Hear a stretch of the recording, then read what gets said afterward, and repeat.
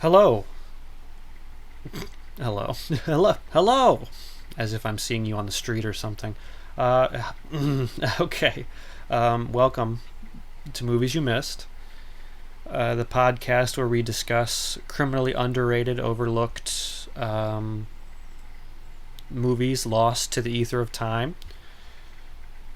That you go up to the average person and be like, hey, have you seen this movie? And they'll tell you no.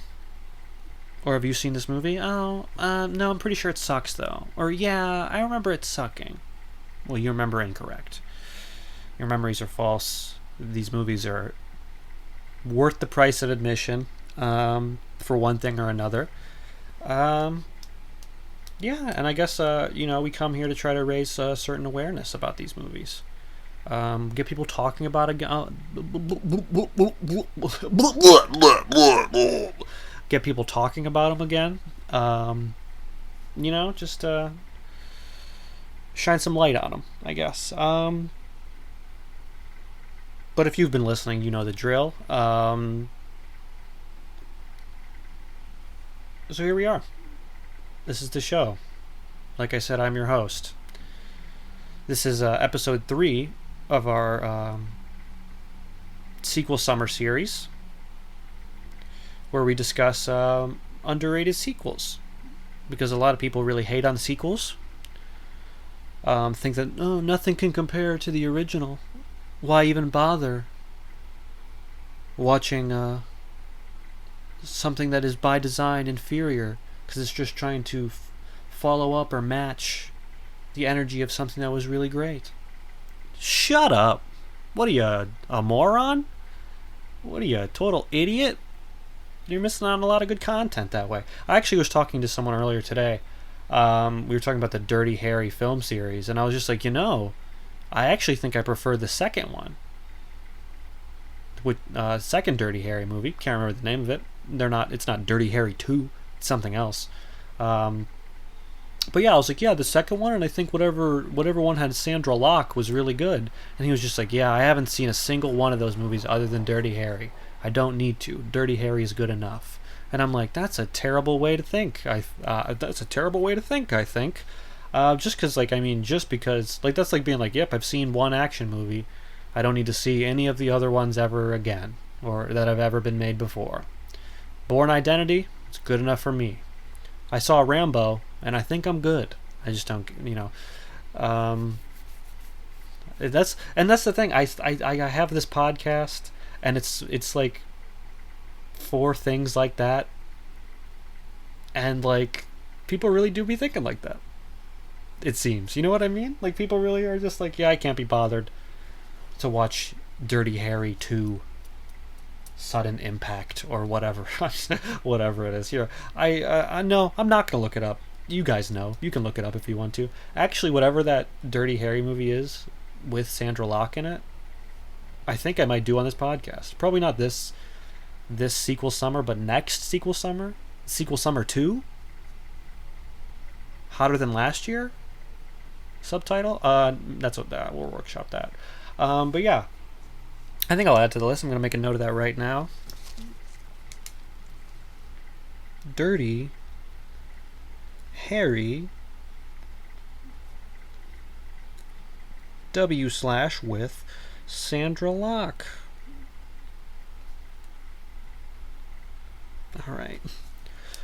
All right, 4 minutes into the episode, and I haven't even told you what movie we're doing. I think that might be a record in itself. Speaking of records, last week we shattered our record for... Not last week, I guess that was probably like 2 weeks ago now. But we shattered our record for longest episode, over 2 hours, with Halloween 2. Which makes sense. Halloween 2 is not only an underrated movie, but a movie that I personally really, really love. It's in my favorite movies Google Doc. That's a running list that I have called Jace's Faves. It's in there. Love that movie. Second favorite Halloween movie, personally. But yeah, it's pretty good. Pretty good. But yeah, so this episode, speaking of that, I brought that up and then didn't tell you how that connected to what we were saying. This episode, I don't think it's going to come close to that. I don't know if I have exactly enough to talk about with this movie that I haven't even told you what is. Also, there's no guest; it's just me. Also, I think I'm gonna try to do like a looser structure. Um, I attempted to take less notes this time on the movie, just so I can maybe enjoy the movie more, and just like see where the discussion with myself goes naturally. But then I took a bunch of notes anyway. Also, this has a lot of interesting trivia. This movie's production was very, very, very complicated, I guess, is one way to put it. So yeah, this might be another long one, but I'm gonna try to keep it as short as possible, I guess. And don't get me wrong, there's a lot to say about this movie. And heck, the fact that I'm even covering this movie might be controversial and might be the most controversial of the season as far as its underratedness goes. But I'll just go ahead and say it. Today we're covering Jason Goes to Hell, the final Friday, the 9th installment in the Friday the 13th series. And yes, this is the second Friday the 13th movie we've done in 7 episodes. Blow me. Don't worry about it. I love that series. It's just a well-liked series, and I think insanely underrated for how entertaining those movies are. So yeah, we're doing another one, and I believe me, I had to restrain myself to not do 2 of those sequels in this 9-episode season of the summer. But yeah, so Friday the 13th Part 7, The New Blood, you'll see it next season. Don't fret. Don't even worry. And if you think whenever I do my season of remakes and reboots that I'm not going to do Friday the 13th 2009, you're dead wrong. But yeah, anyway, here we are talking today about Jason Goes to Hell, the final Friday. Definitely an oddball, an outlier, even within this franchise. Within, I think, the horror movies generally. We're just gonna get into it. We're just gonna get into the weeds. I don't think there's too much business that I need to take care of here up front. This is episode 3 of 3 of 9 of the sequel summer, which will last until September 21st.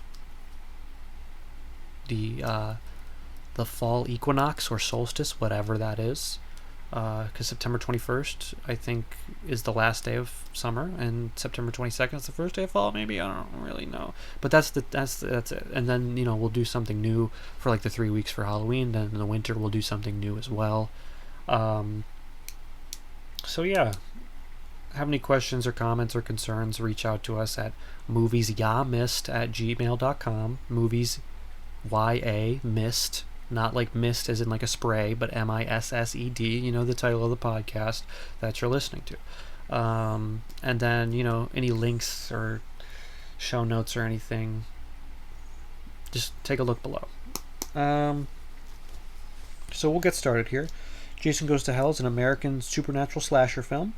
Supernatural slasher, even, which is important to note because this is the first supernatural slasher, I think, of the series, because most of the other ones are just slasher films, straight up.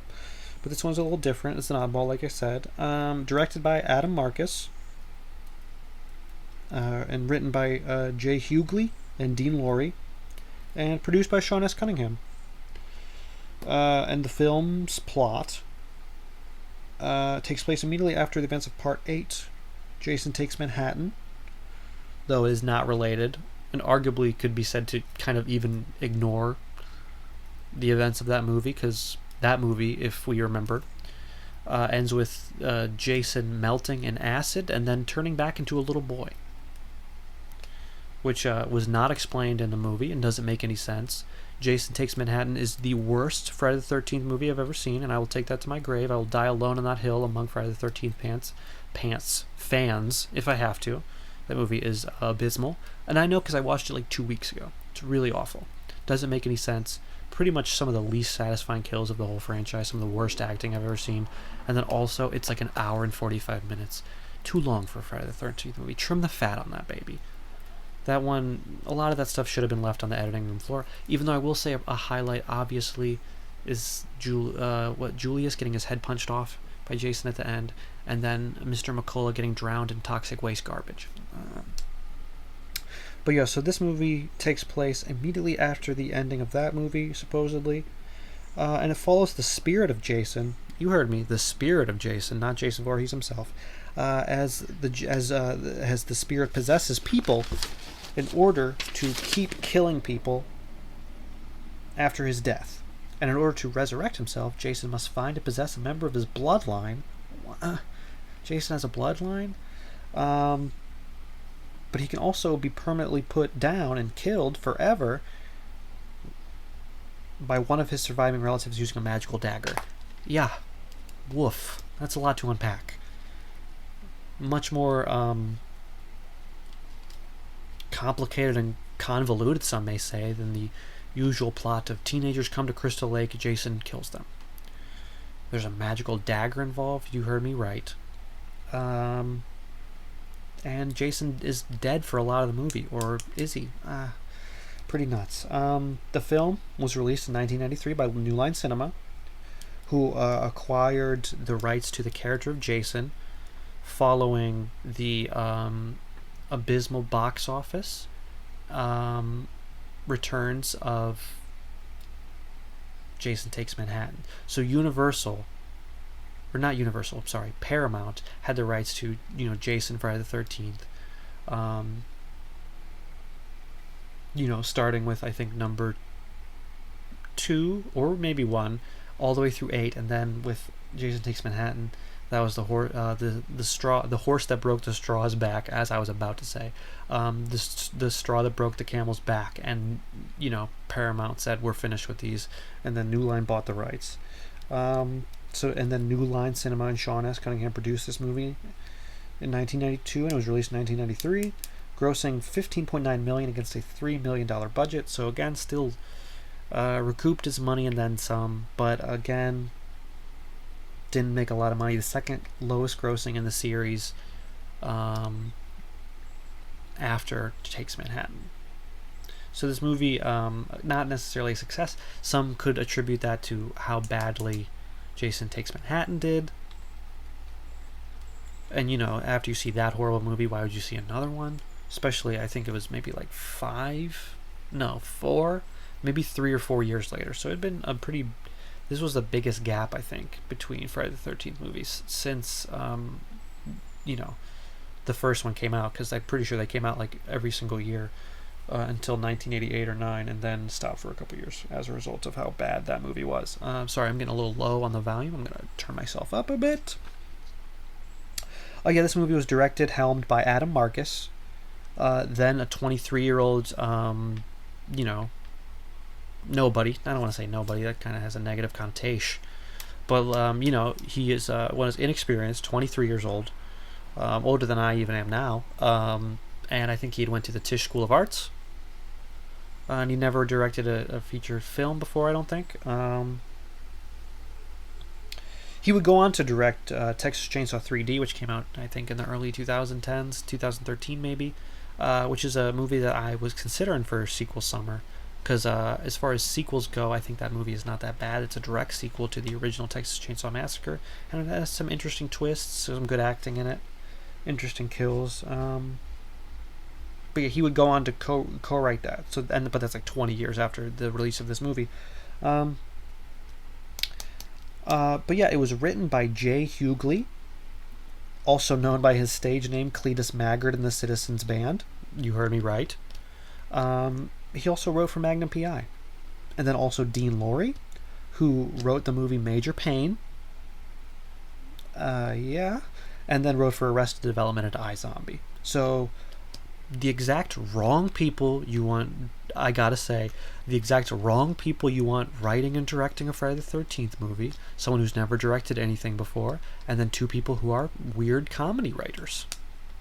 And then Magnum P.I. writers. So, no, not necessarily who you want helming this project. Surprised it came out as good as it did. And also produced again by Sean S. Cunningham, the father of the Friday the 13th series, who wrote, produced, and directed the original, and then produced Part 1, but has not since had any involvement since Part 2, which was 1981, I think. So yeah, he had a long absence from this franchise before coming back and helping produce this movie, which of course came with some complications of its own. I'll get into that later. But yeah, Sean S. Cunningham produced a lot of movies, especially a lot of his protege Steve Miner's films. Steve Miner, who directed Friday the 13th Part 2 and 3, two of the better installments, and then Halloween H2O. He produced his film House. He produced House like 1 and 2 and 3, and then his movie Warlock, and then he also wrote and directed, I think, Deep Star 6, which is another horror movie. But yeah, this score was done by Harry Manfredini, who did all of the Friday the 13th movies except Jason Takes Manhattan. He also did The Hills Have Eyes 2, all the House movies, and then the score for Wishmaster. So he's like a horror movie score juggernaut, basically. This movie stars John D. LeMay, who would later go on to star, or I think had starred in the Friday the 13th television series, which is only related to the movie franchise and title alone. Doesn't feature Jason Voorhees at all. Never seen it. Don't think I really ever will. Also stars Stephen Williams, who was in 21 Jump Street, Equalizer. He also was in Supernatural. Stephen Culp, who was in that 13 Days movie where he played RFK. He was in Jag, West Wing, a bunch of other stuff. He had like a bunch of TV spots. Aaron Gray from Silver Spoons, and of course Kane Hodder playing Jason for, I think, he played Jason in Part 7, Part 8, and then he would go on to play Jason in Jason X. So this is his third out of 4 Jason portrayals. Kane Hodder also portrays a security guard in this movie, and then he also portrays someone else that I will mention later. Runtime of this movie 88 minutes theatrical edition, 90 minutes unrated. And I should say that we are reviewing the unrated version, which is readily available wherever, I'm pretty sure.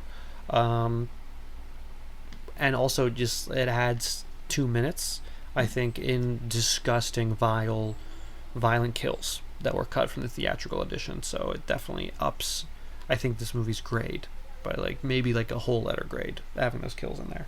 Not that theatrical is bad. That was the first time I ever watched it, was the theatrical. Really not that bad at all.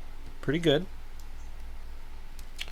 How did I watch this movie? I watched this movie in my New Line Cinema Slasher 3-pack, which I was gifted for Christmas this year, and it has in it, it's a good pack. It has this movie, Jason X, and Freddy vs. Jason. So pretty good.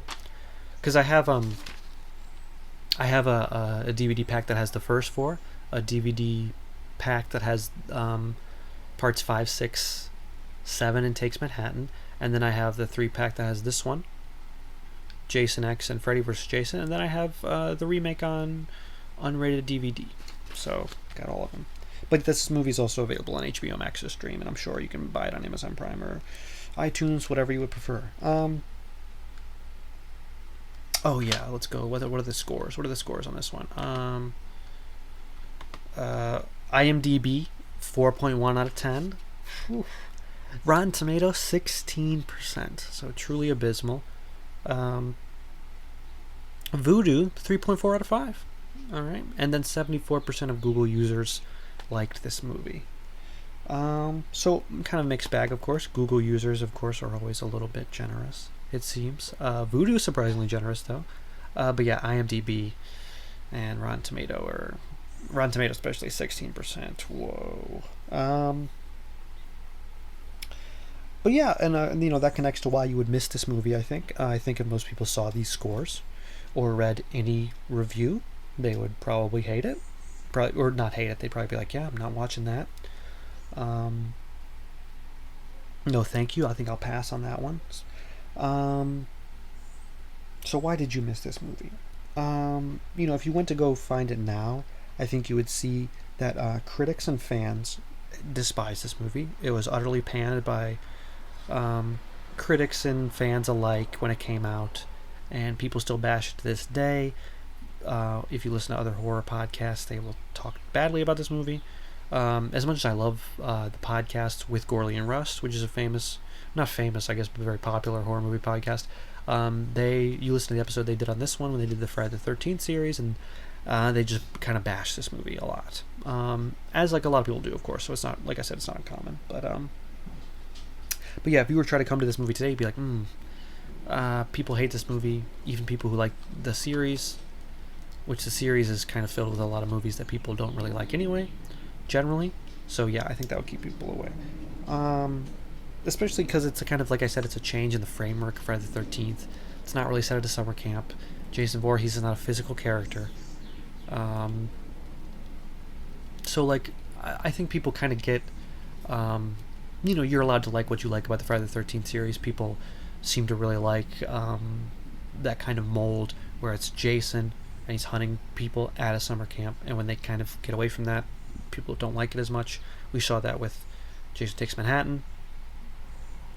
And when you step outside of that framework, step outside of that box, it's you're going to alienate the fans, and then if you don't do it, I guess, well enough, you're not really going to get anyone who's not a fan. So it kind of, they kind of screw themselves on that one. Also, I think people would be like, oh, this is the 9th movie in this franchise. There's no way a 9th movie in a franchise can be good. Let's skip it.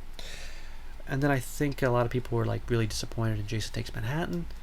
And then they were like, yeah, I don't think they're going to come back from that. Let's not see this one. So there's many reasons why you wouldn't have seen this particular Friday the 13th movie. But I think there are definitely certain aspects of this movie that are worth watching.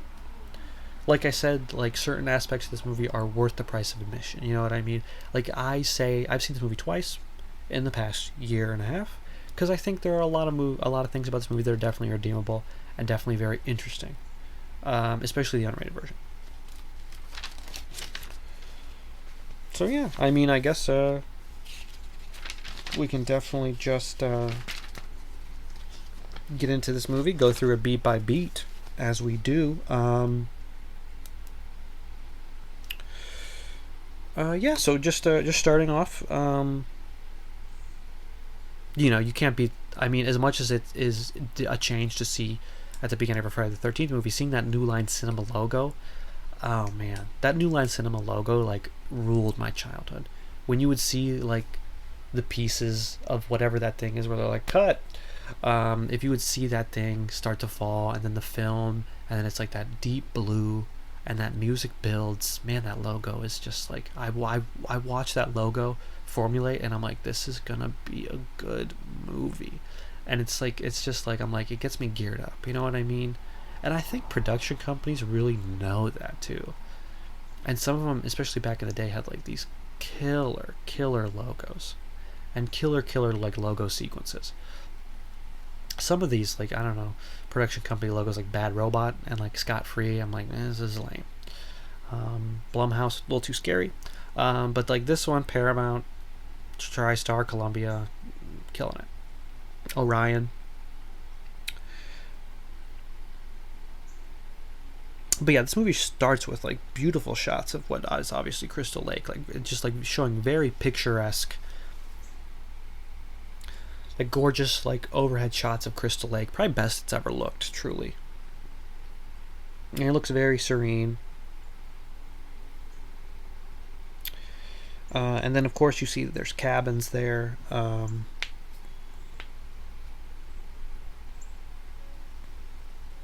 And then there's this young girl at this cabin. It's starting off like a classic Friday the 13th movie, You see this girl and you're like, oh, Jason's first victim, obviously. And she's alone, she's wearing a Mets cap, which I guess kind of works because these movies are set in New Jersey. I have no problems. And she's entering the cabin and she's like changing, and she takes off the Mets cap and there's so much hair underneath. She has like a lot of hair. And she flips it out and shakes it out from underneath the Mets cap. Very nice looking girl, of course, and of course she gets like pretty. There's gratuitous nudity, pretty much like right away. She has a nice figure, of course. But of course, teenagers getting naked at Camp Crystal Lake activates Jason. Boom, the lights in the cabin shut off. Also, quick note. I don't know if it was like a '90s thing or what, but this woman is wearing a thong that like is riding so high, it's unbelievable. Like it's literally like it's just like it's like riding up on her. The sides of it are like on her ribs. It's like unbelievable. I'm like, you look like a comic book character or something. Um, but yeah, so then Jason appears, is obviously about to kill this girl, is giving chase. This Jason look too. Definitely one of my favorites. Like the grosser Jason looks, the better, I think. Especially at this point in his career. He's been at this for 13, 14 years. In the actual Friday the 13th timeline, I think it's been way longer than that too.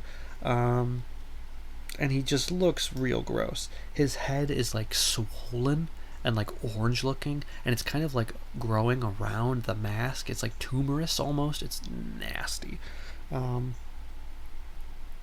and he's got like scraggly hair, and he's just generally kind of nasty, and like he looks like he's taking on water. You know what I mean?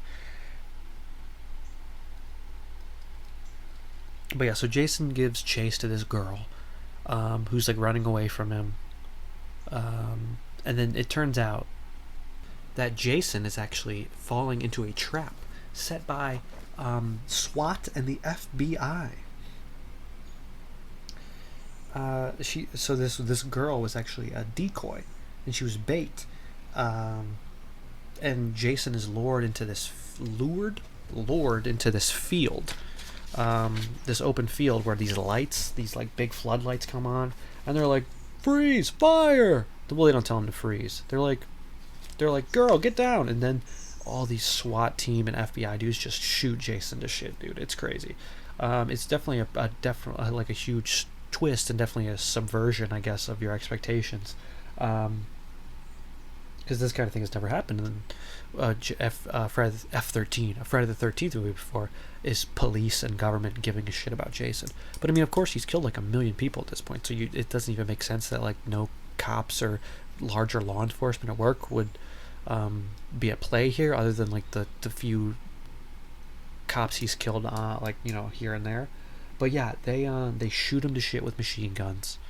They like riddle this dude with bullets, and then they like literally like blow him to pieces with a bomb, and he literally like explodes, and his body explodes, and his head is still intact, and you could see his heart on the ground beating. But other than that, Jason is like, he's just like in pieces. His arm was over there, and he's just like he's been blown to hell basically. And then boom, the final Friday, Jason Goes to Hell, but in the reverse, because that's the title. Shows up on the screen, then the opening credits begin. You see everyone's names coming up, and executive produced by yada yada yada, and it's intercut with like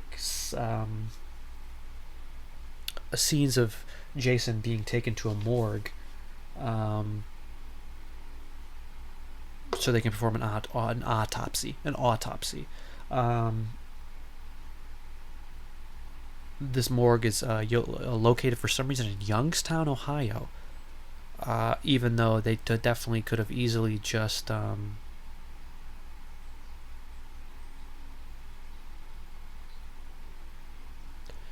had it in New Jersey. Sorry, space for a moment there. But these movies classically takes place in New Jersey, but for some reason they take them to a coroner's office in Youngstown, Ohio. But that's pretty cool though, because like this podcast is recorded in an undisclosed location that does happen to be Ohio. So I was like, I saw my home state there, and I said, yes, recognition of some kind. Ohio exists. It's like when some of the Nightmare on Elm Street movies are supposedly taking place in like Springwood, which is sometimes located in Ohio. I think in some movies we're like, yes, Ohio, Middle America, the Midwest. But yeah, it's cool. So then we see the coroner guy, about to perform this autopsy on Jason. He has to check in with security guards who have to pat him down and stuff. And before, because it's like Jason is a VIP person to get an autopsy performed on him, I guess. Yeah, and Kane Hodder's playing one of the security guards. Kane Hodder is playing yet another character in Friday the 13th, because people just can't get enough of the Hod, you know what I mean? And I get it. He's probably a nice guy. and he does seem like a good he loves being part of like he loves being part of this franchise, I guess. Um, but yeah, and he's got this sick mullet that also looks kind of like it's a Jerry curl. I don't really know what's going on with Kane Hodder's hair in this one, but he doesn't. He does. Spoiler alert: he doesn't really last too long. And then as Kane Hodder is like talking to the security guard, the credit comes up. Kane Hodder as Jason, which I don't really like. I kind of like how previous Jasons were like anonymous and they didn't really were like I'm Jason. It'd be like starring Ted White or whatever, you know. But like I think this is like his character now. Like he and like New Line and everybody strives to be like, yeah, Kane Hodder is to Jason what like Robert Englund is to Freddy Krueger or whatever. When in reality it's much more of like a Michael Myers situation where like he's portrayed by like a bunch of different people, and there's no one person you really associate. Unless you're me and you're a Dick Warlock head. Halloween 2.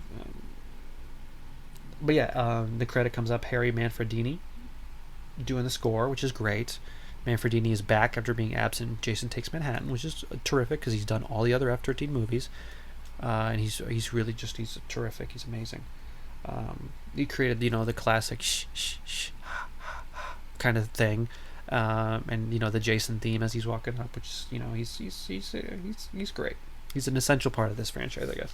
But like so is Sean Cunningham's back too, and his produced by Sean Cunningham is comes up, and you can tell by my tone, I guess, and the way I'm addressing this Sean Cunningham bit that exactly how I feel about him, and we can again talk about that later. But yeah, so this guy starts doing the autopsy, and apparently Jason's heart is malformed and twice the size of a normal heart, and you're like, why? Is that as a result of his deformities from when he was a youth, or is that like something to do with how evil he is? I don't know, but his big ass heart, and this dude's holding the heart, and he's looking at the heart. He's just like, yep, this guy was killed by a bunch of guns, he exploded, but he's using like technical coroner terminology, I suppose. But yeah, then Jason's heart, which was beating even when it was separated from his body after the explosion, starts to beat like really fast and rapidly, but also rhythmically. It's kind of weird. But yeah, and this guy is seemingly like enchanted by this heart, and he can't take his eyes off this heart, dude. And you're like, something's gonna go down with this heart. Not sure what's happening here. And then the guy just takes a bite out of the heart, and he starts eating the heart, and he takes several bites of the heart. And then he starts to go through this weird metamorphosis thing, where like little sparks fly off of Jason and enter the corner, and he starts making all these weird roaring noises, and something's going down. Something's happening to this dude as a result of devouring Jason Voorhees' heart.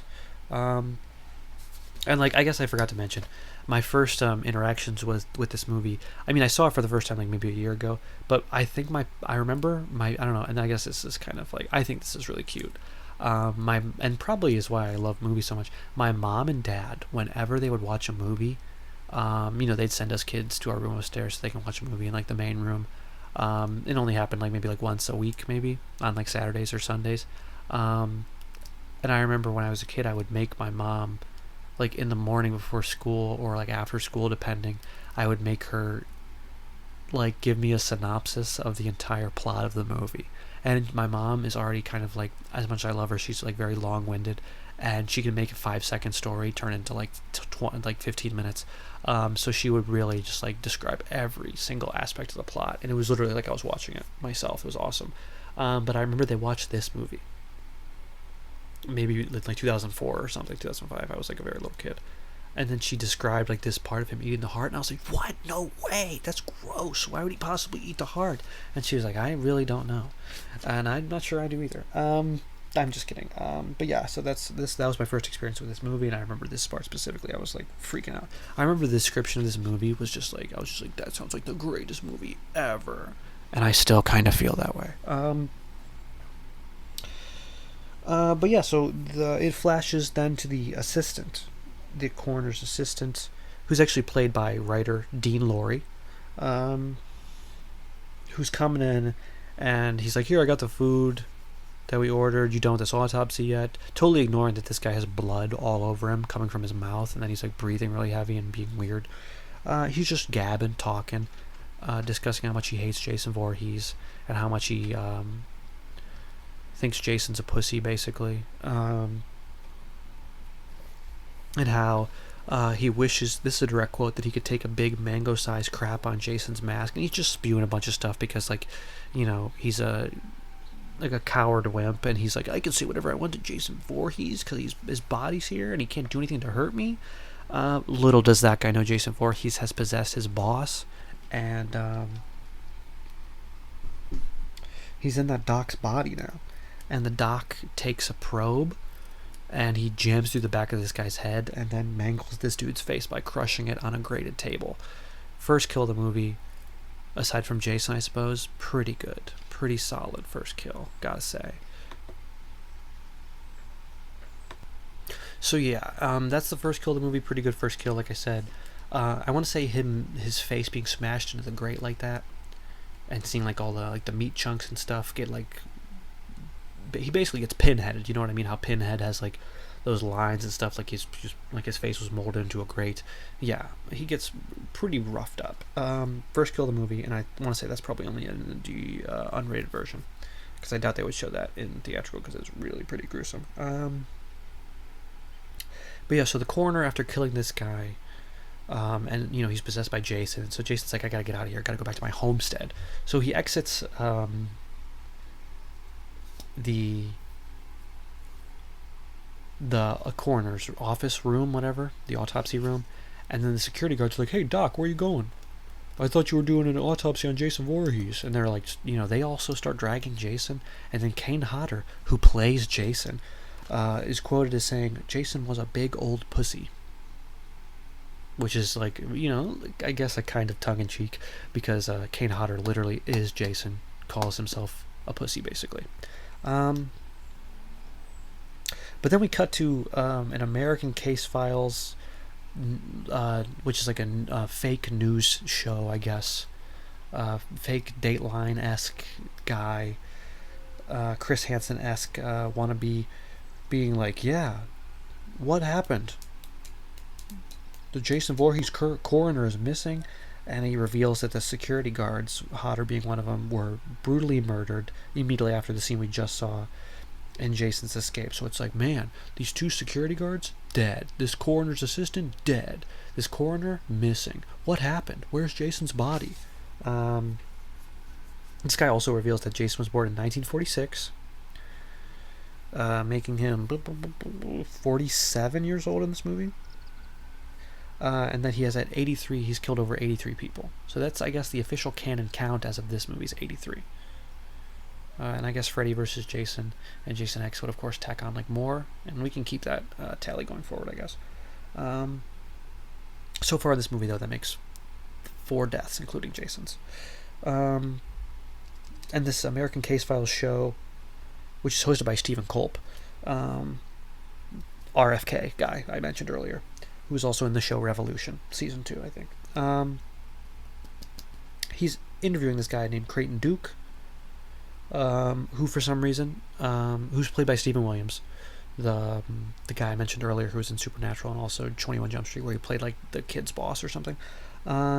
He knows a lot about Jason for some reason, and he's like, he seems to know all about this Jason body swap thing that Jason can do after he dies with a heart, even though it's never been mentioned in the canon before, and I don't think Jason's ever done it before, but this guy knows that Jason can do it for some reason.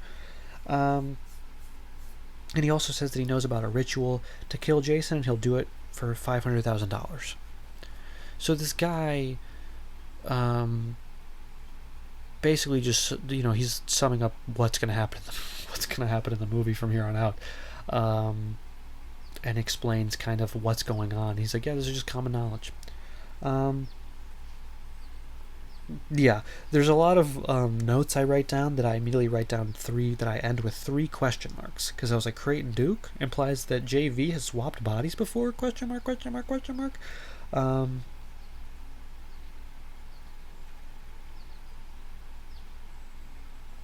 But yeah, the next scene is immediately this guy Creighton Duke, and he's in some diner, which I believe is in Crystal Lake, New Jersey, or surrounding the area.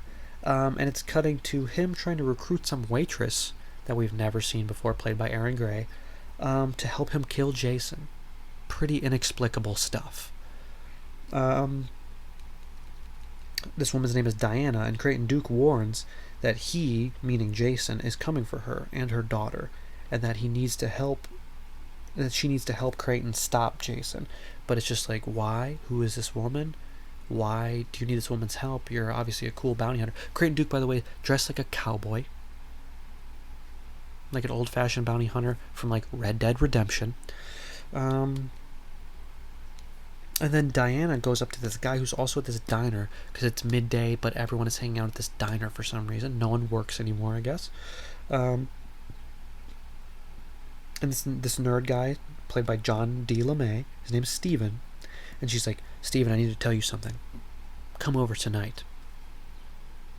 And it's also implied that Diana is like in a relationship with the sheriff of this town, Sheriff Landis.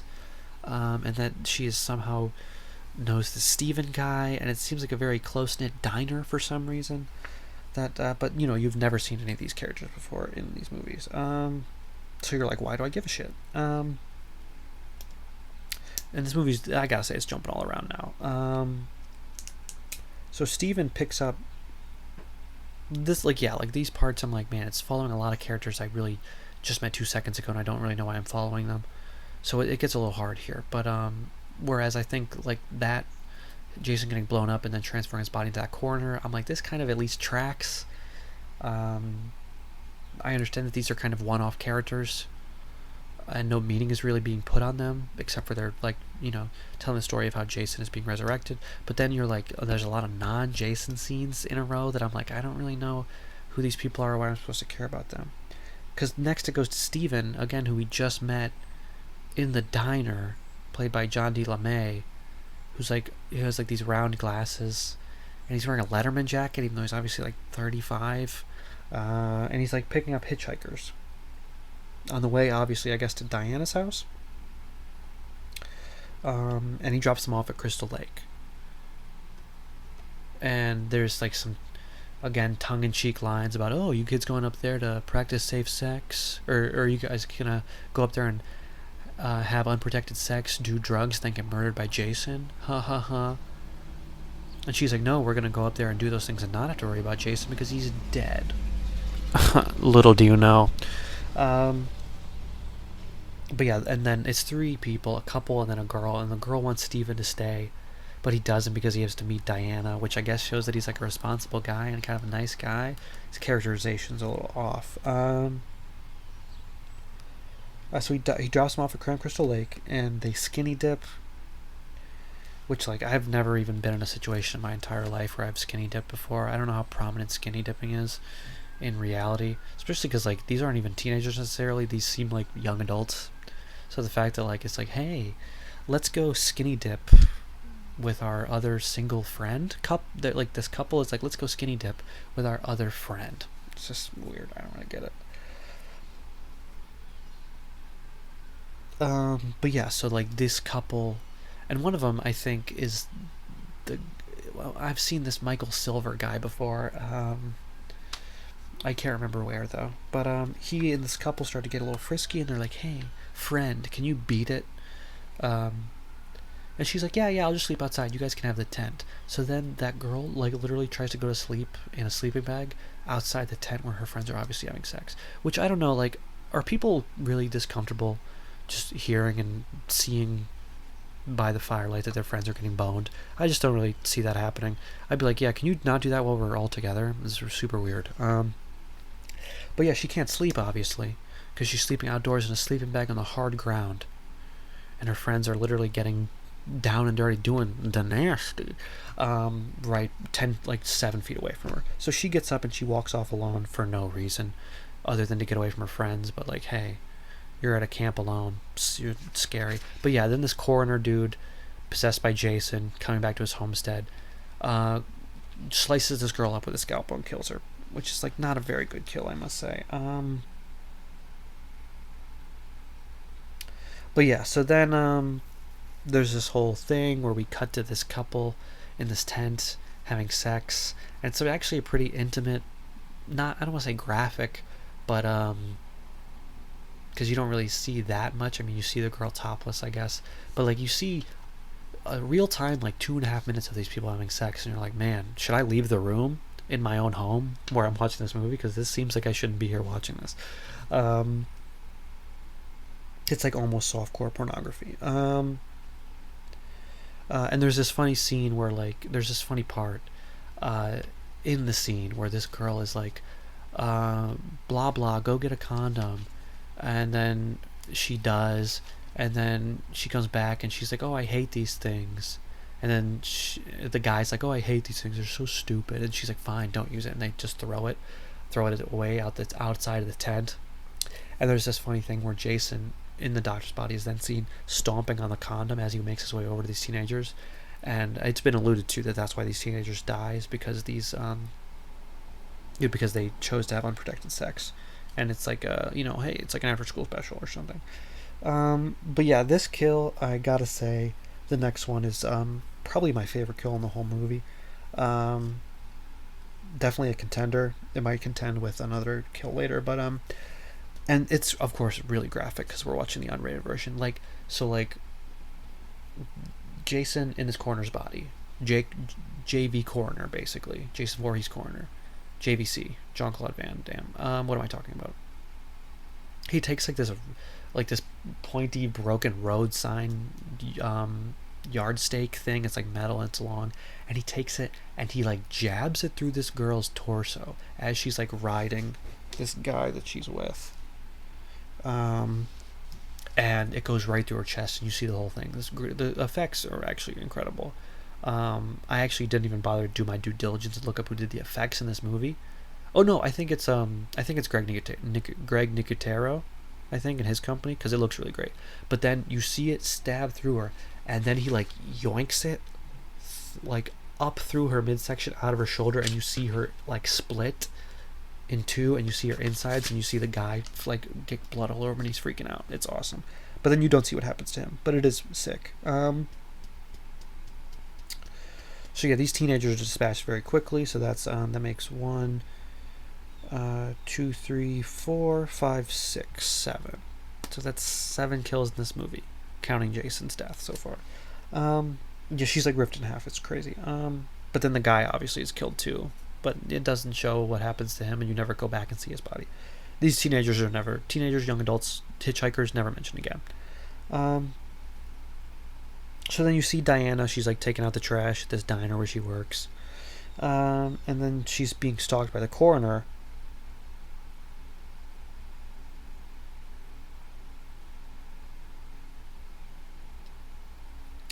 But then this deputy guy, Josh, comes up and he's talking to Diana. Diana knows every cop in this town, I guess, because she's dating the sheriff.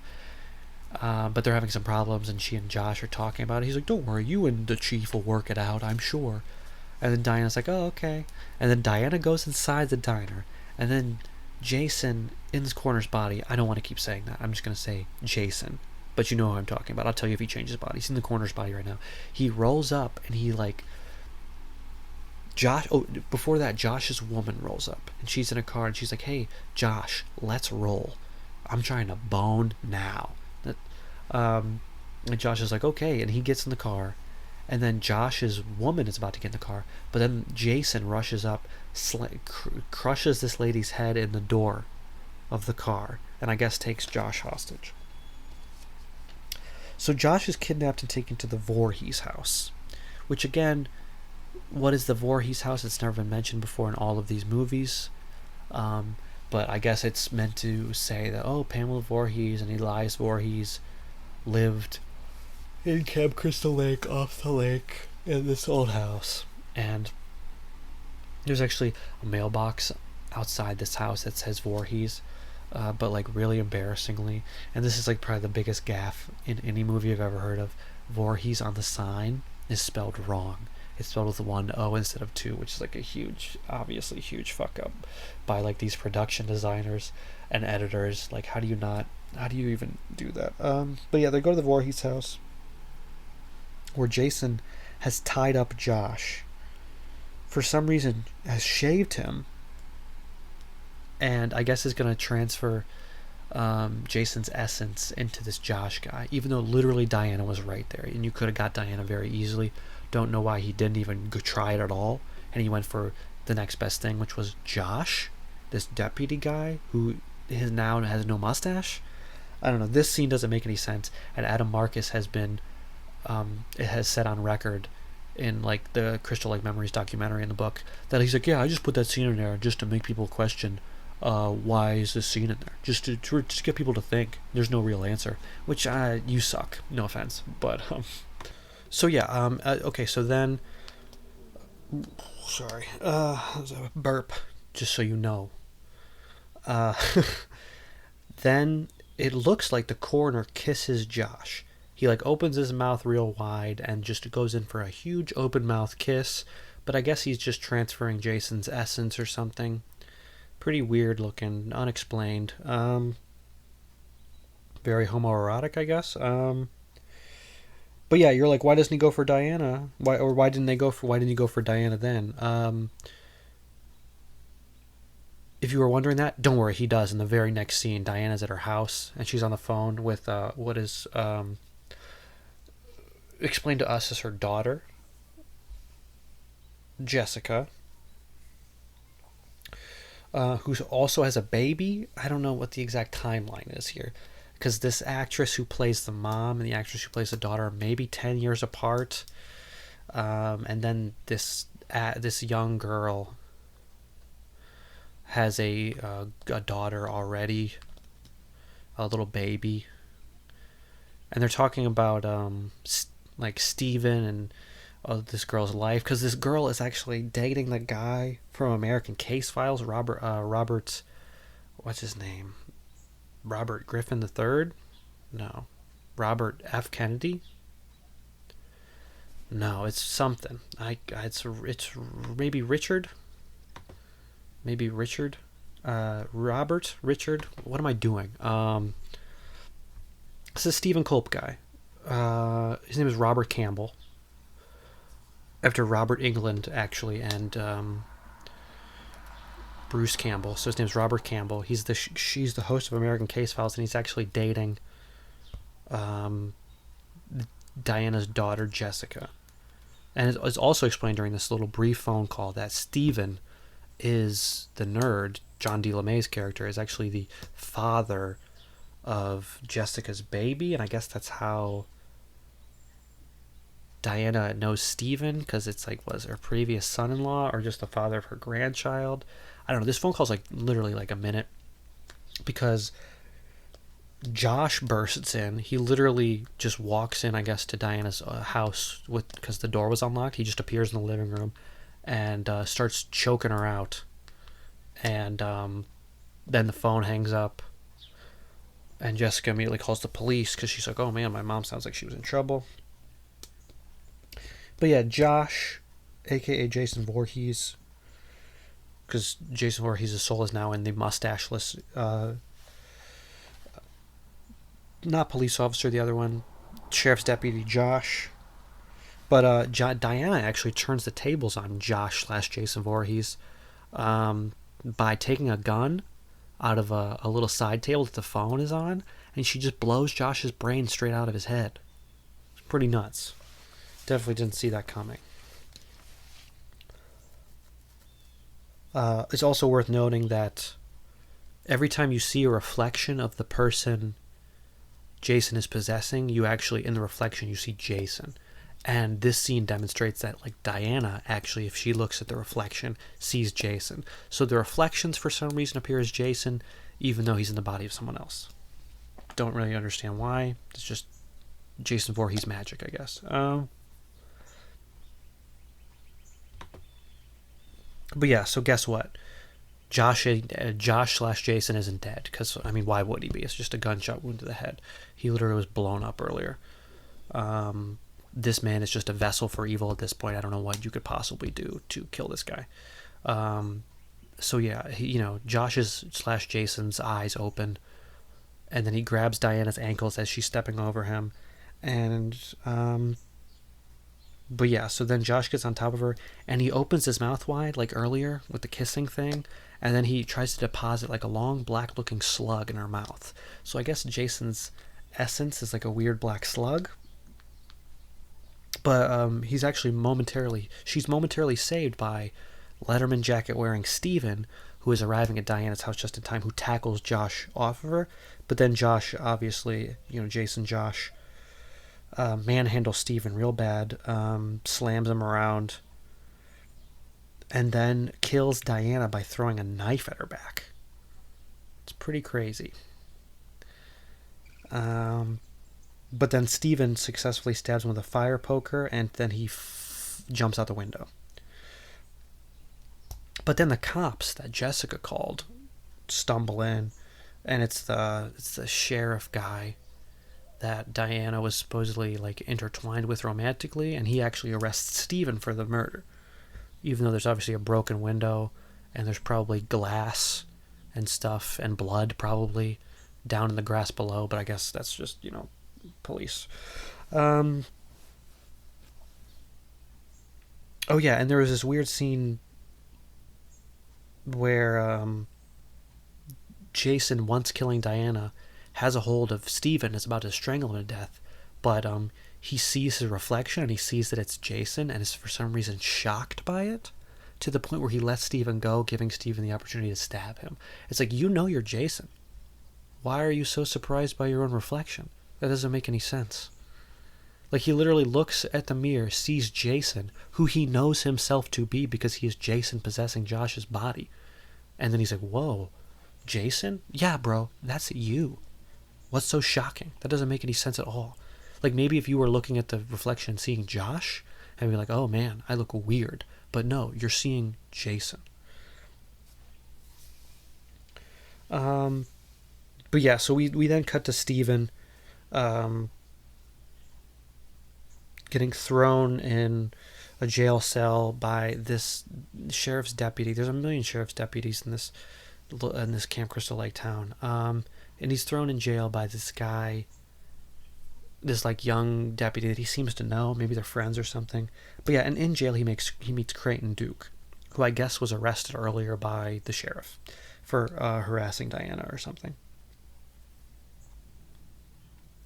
But yeah, and this is a puzzling sequence too, because Creighton Duke is like, hey, I know who you are, and if you want to save that baby and save Jessica, you're gonna need my help. And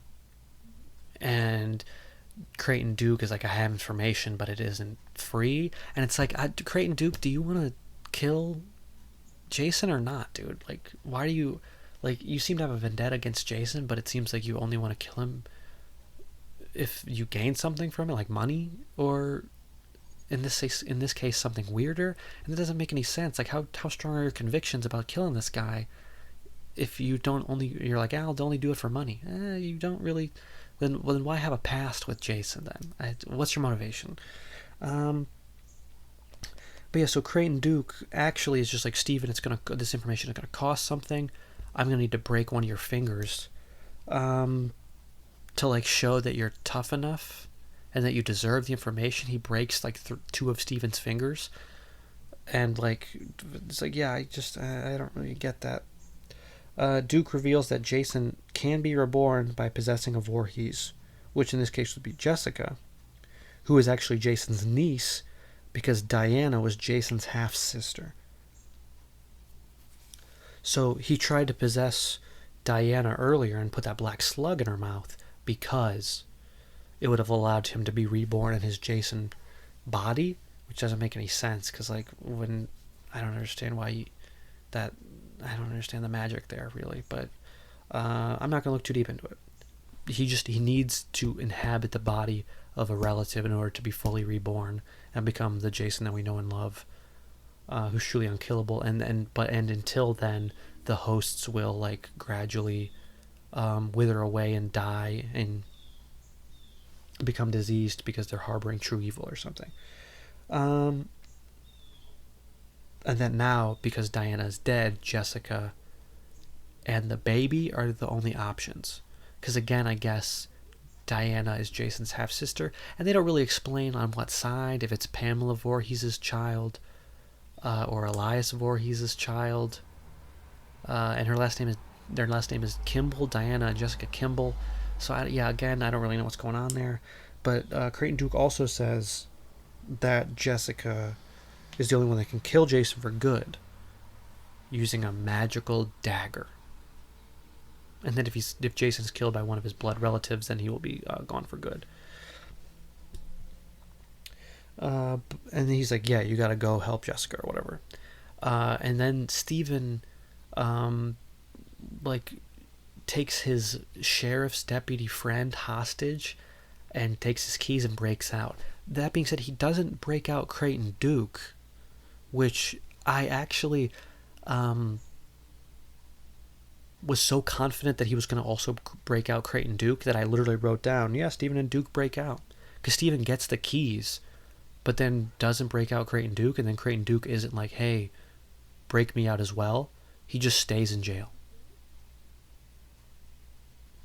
I couldn't possibly tell you why, but he doesn't break out Creighton Duke.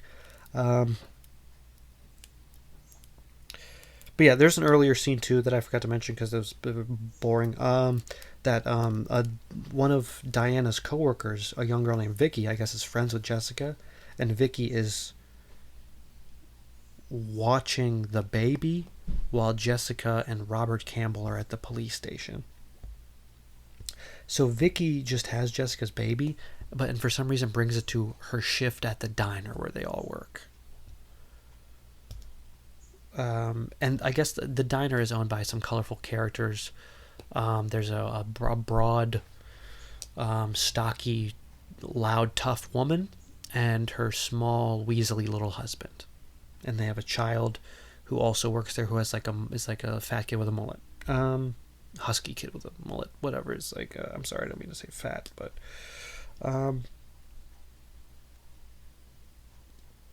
so yeah, Steven, after breaking out of jail, goes to this diner and sneaks in the back to reunite with his baby, he and Jessica's baby, who I guess he's never seen before, and they don't really explain what happened between Jessica and Steven at any point at all, but for some reason this is the first time in the back of this diner that Steven has met his baby. But yeah, so I wrote down, I'm like, noble busboy catches Steven in the act. That's like the odd couple's son with the mullet. His name is Ward, I guess. And he's like, Steven, what up? Maybe they're friends. He's like, you gotta get out of here, dude. Take my car.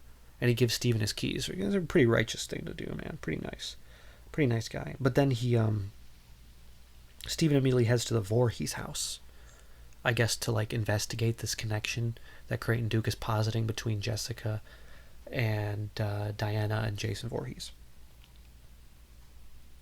And he's like exploring the Voorhees house on the inside, and he finds like, as far as I know, no evidence that connects them, but he has to hide in the closet because Jessica's boyfriend, Robert Campbell, arrives, who I guess, lo and behold, secretly is a total asshole. Because he's talking on the phone with somebody, he's like, yeah, don't worry, I'm just using Jessica to get the scoop or whatever. And this dude, I guess, stole Diana's body from the morgue. Don't know how he possibly could have done that, but he stole Diana's body from the morgue at the police station, and he planted it here at the Voorhees house to try to get synthesize like an interesting news story, I guess. To like do some sort of expose on the Voorhees house. Because I guess this guy somehow knows that Jessica and Diana are related to Jason Voorhees? Maybe, but even, did Jessica even know? I don't know, now that I'm stumbling upon it, that's actually kind of a huge plot hole. But yeah, he's a really scummy piece of shit, I guess. That's like one of the worst things you can do. You stole your girlfriend's mom's body from the morgue. Got it. But then, hey, as soon as the boyfriend hangs up the phone, he's jumped and possessed by Josh, aka Jason Voorhees, whose husk is deteriorating and needs a new host. But I must say, as much as this movie's kind of going truly off the rails at this point, this next part is truly incredible, actually, because as soon as the black slug leaves Josh's body, he like begins melting, and it's like obviously some David Cronenberg body horror inspired stuff.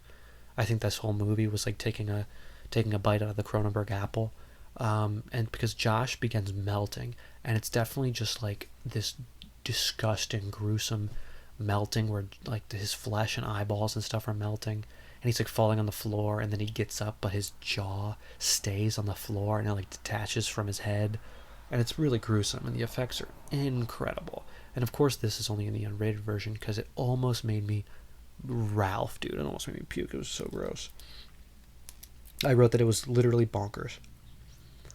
And this is definitely like the best kill in the movie. Maybe one of the better sequences in the film because it's so gnarly looking.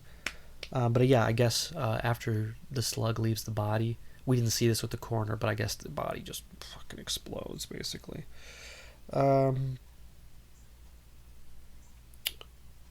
But yeah, so then I guess Stephen remains hiding, and we see Robert Campbell, aka Jason, leave. And you know, Stephen Culp is a pretty good-looking guy. I mean, he played Robert Kennedy, for God's sake. So like to see Jason possess this good-looking guy, I'm not angry about it. I need more screen time from this guy. And he's literally just not saying anything, not being a smarmy dick. He's just literally being menacing and scary. And like, you know, his eyes, like they put makeup under his eyes to make him look like kind of zombie-ish, and his clothes are torn and stuff. He looks very menacing.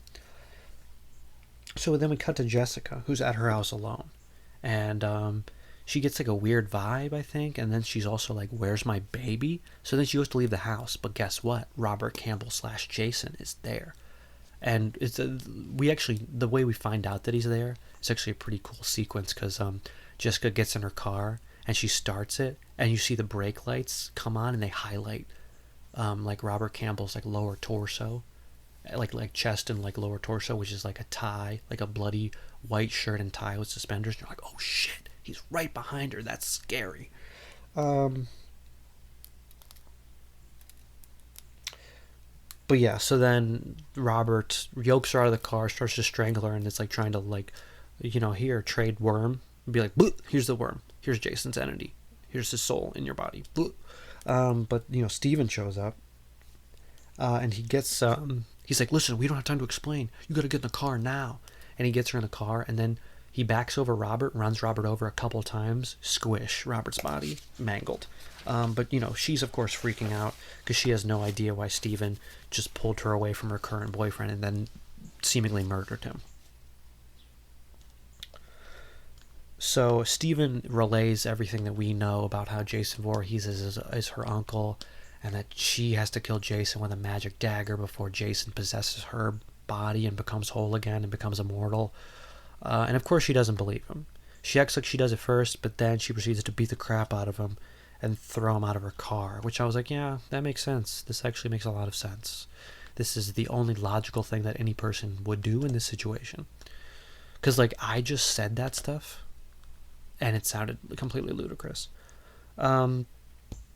So yeah, she steals his car, kicks him out, and leaves him by the highway after like punching him in the face and beating him up a bunch. And she sends the cops after him. And lo and behold, Steven is picked up by the trooper who he held at gunpoint to get out of the police station earlier, who was his friend. So they get in a little tussle, but then Steven realizes, oh, Jessica's at the police station. Yeah, arrest me and take me to the police station. And they have a couple quippy exchanges. I think John LeMay's character is probably the best character in this movie because he's kind of funny. And you know, he's a decent looking guy. He's not doing a bad job. I don't think he's done much acting since this or even before this really, but he's really not that bad. He's pretty good in these kind of moments of levity. But yeah, back at the station, Robert Campbell Jason shows up, and then he just starts murdering cops. He kills a woman cop by bashing her head against the wall, and then he knocks out Landis with like a Krav Maga nose punch where like he palms the dude's nose and breaks it. It's pretty cool. Not really Jason, and a little vanilla for unrated version, but yeah, I mean, he, you know, pretty cool nonetheless. So Steven and Randy show up back at the police station. And then, Steven in a move, sorry, I yawned. Steven in a move that doesn't really make sense to me, knocks out his trooper friend, which is his name is Randy, steals Randy's gun, and then shoots Jason Robert Campbell full of lead. Just shoots the shit out of him. Shoots him in the head, and he falls down. But of course, we know he's not dead, even though they think he's dead.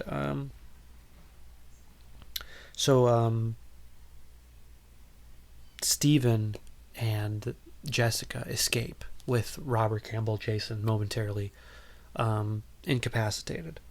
And they head to the diner. But then some cops are like, hey, what the hell is going on here, man? Oh my gosh, this lady's dead? The chief is down for the count, Chief Landis? And then who's this guy? This guy looks like he was shot to shit. And they're like, are you okay, man? And then Jason, in the most comic Three Stooges way, takes these two cops who are like hovering over him, looking at him, inspecting him. He takes their respective heads and smashes them into each other and like bludgeons them to death. I'm not sure how that would happen exactly, but decent kills. So then we get to what is my favorite sequence in the movie. Spoiler alert. And something I literally wrote next to it, worth the price of admission. Because they go to the diner and all fucking hell breaks loose, brother. This is bananas. Like, literally, this scene is so crazy and, like, pretty entertaining that, like, you could watch the whole movie just for this 10-minute sequence. It's awesome. So at the diner, this broad diner lady, gets into a scuffle with Jessica. And she uses the line, nobody's going to touch that fucking ray of sunshine, talking about Jessica's own baby. Because she's like, why are you with Steven? Didn't Steven kill your mom? I'm not letting you go near your own baby.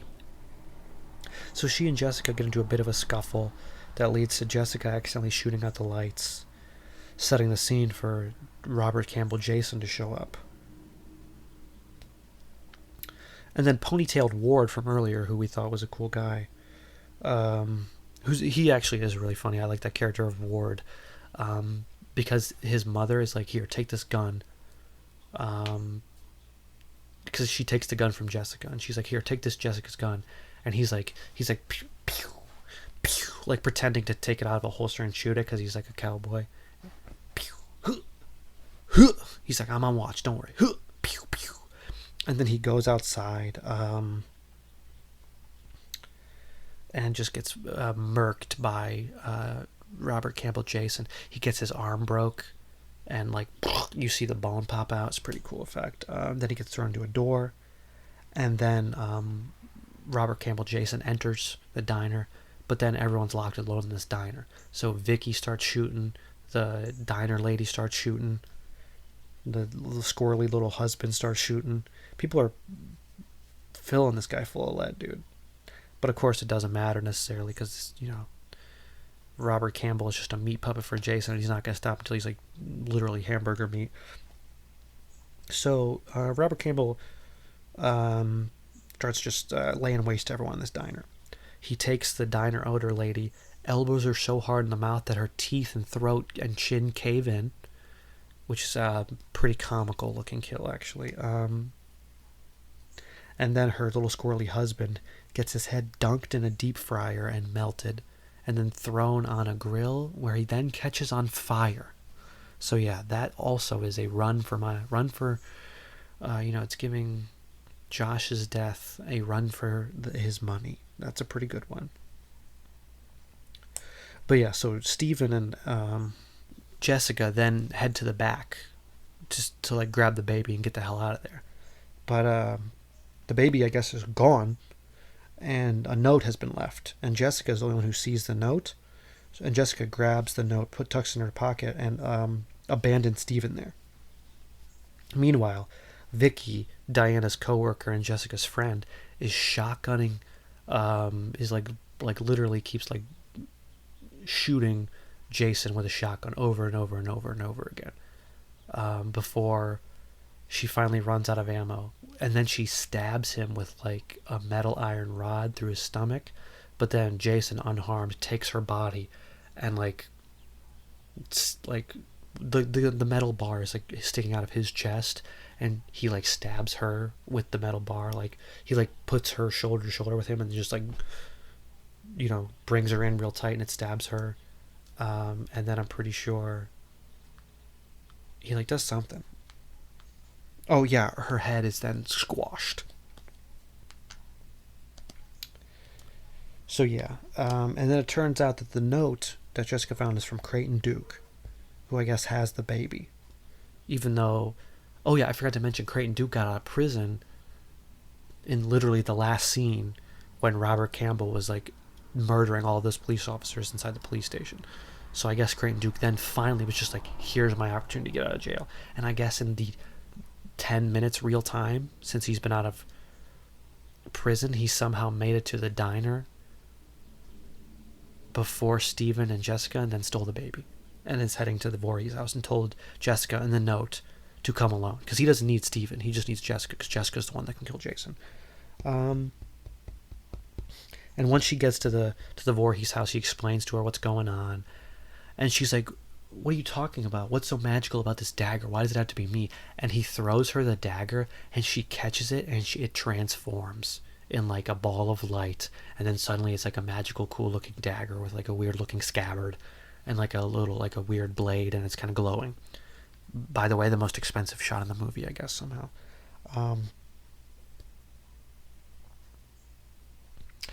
And then we briefly see a scene where a deputy goes to the diner to investigate like all these dead bodies, and then Robert Campbell jumps out of nowhere and possesses him. We don't see who this deputy is, but we know he's a deputy from behind because of like the dorky outfit.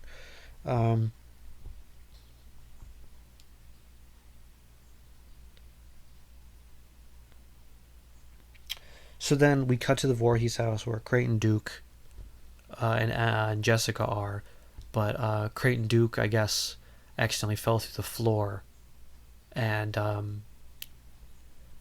like punctured his leg on like another metal rod. A lot of metal rod work in this movie, and that's just in time for both Deputy Randy and Sheriff Landis to come in. Sheriff Chief Landis, I don't know. To come in and show up and be like, hey, Jessica, you need to put that knife down. And then Landis tries to get the knife away from her. So she thinks Jason is possessing Landis. So she stabs Landis. But it turns out that it's actually Randy that he possessed, and she killed Landis for no reason. So then Randy comes after her. And he like has her, and he like kicks Jessica to the side, and he goes right for the baby and tries to transfer the slug into the baby, which like I don't really get that, because like how is like possessing a baby gonna make Jason become his final form? That doesn't make any sense. That's a baby. Wouldn't you have a baby body, Jason?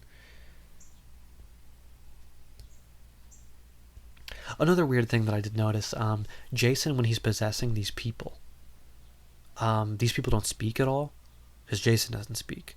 But in order to keep up the ruse of like, oh, we don't know which one of these guys is possessed by Jason, they both speak. Like Randy and Chief Landis both speak. They're like, hey, put the gun down. What are you doing?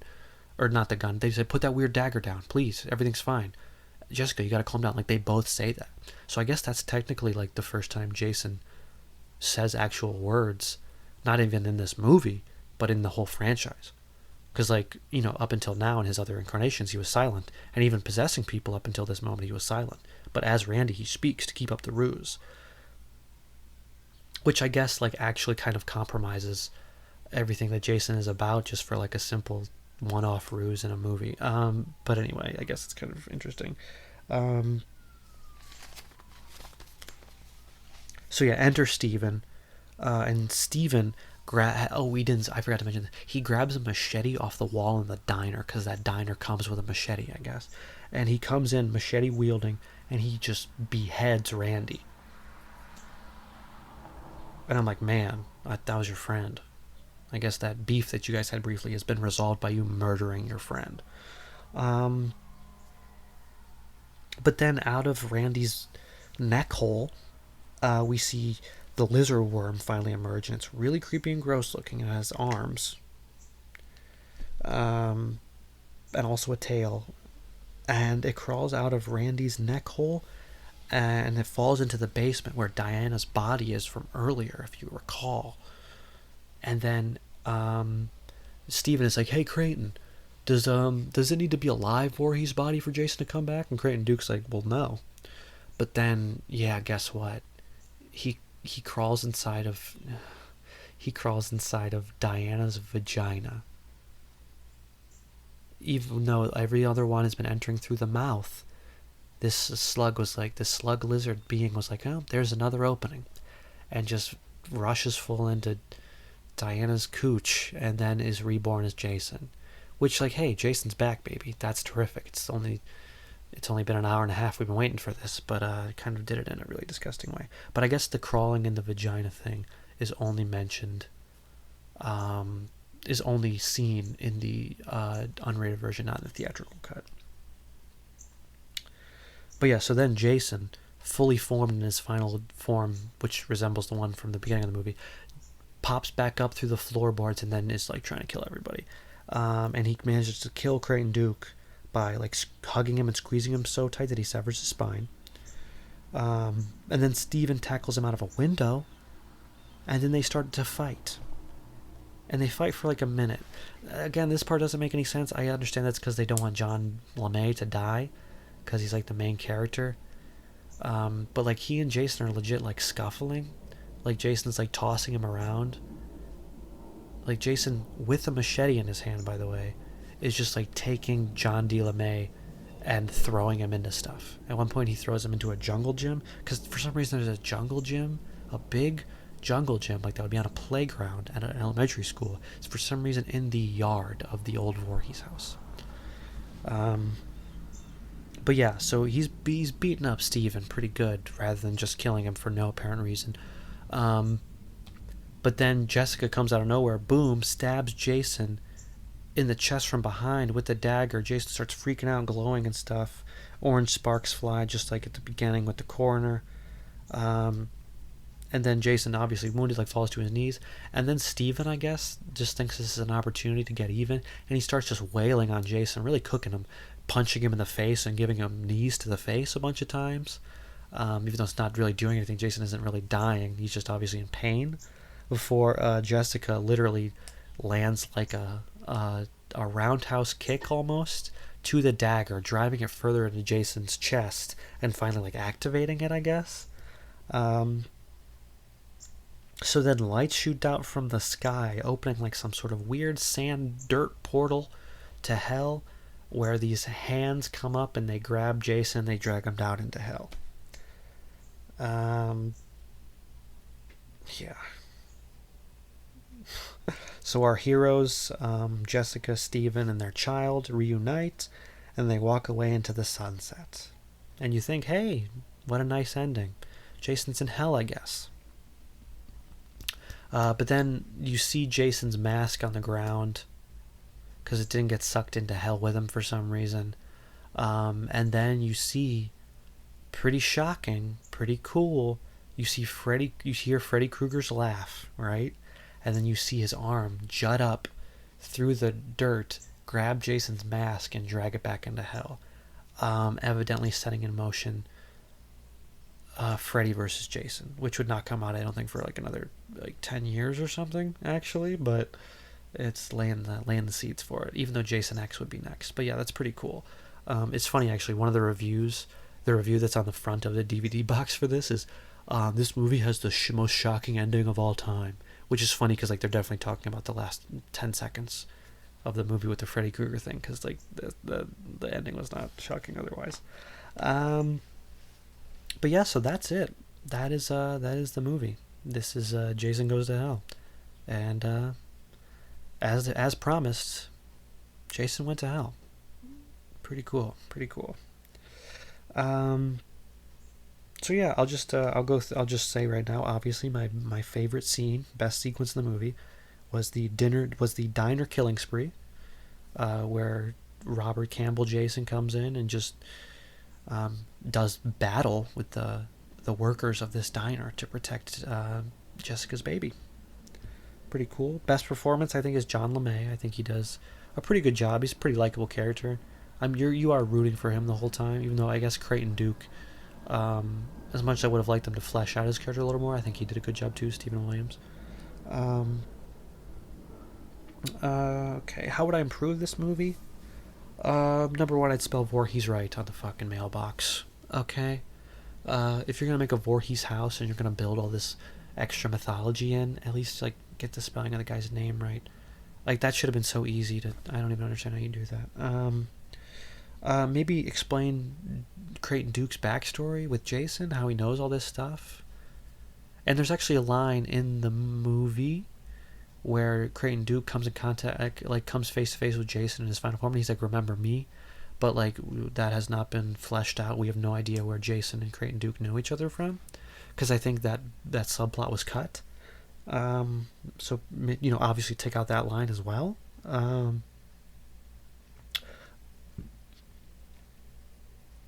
Sorry, I burped again. I would develop Jessica and Steven, like, explain the nature of their relationship and what happened and why Steven hasn't seen his baby and why they're not together, and also explain how, like, Jessica and Diana figure into the Voorhees family tree exactly. Like, how exactly are they related to Jason? Like, is it Pamela's daughter or Elias's daughter, or what's going on there?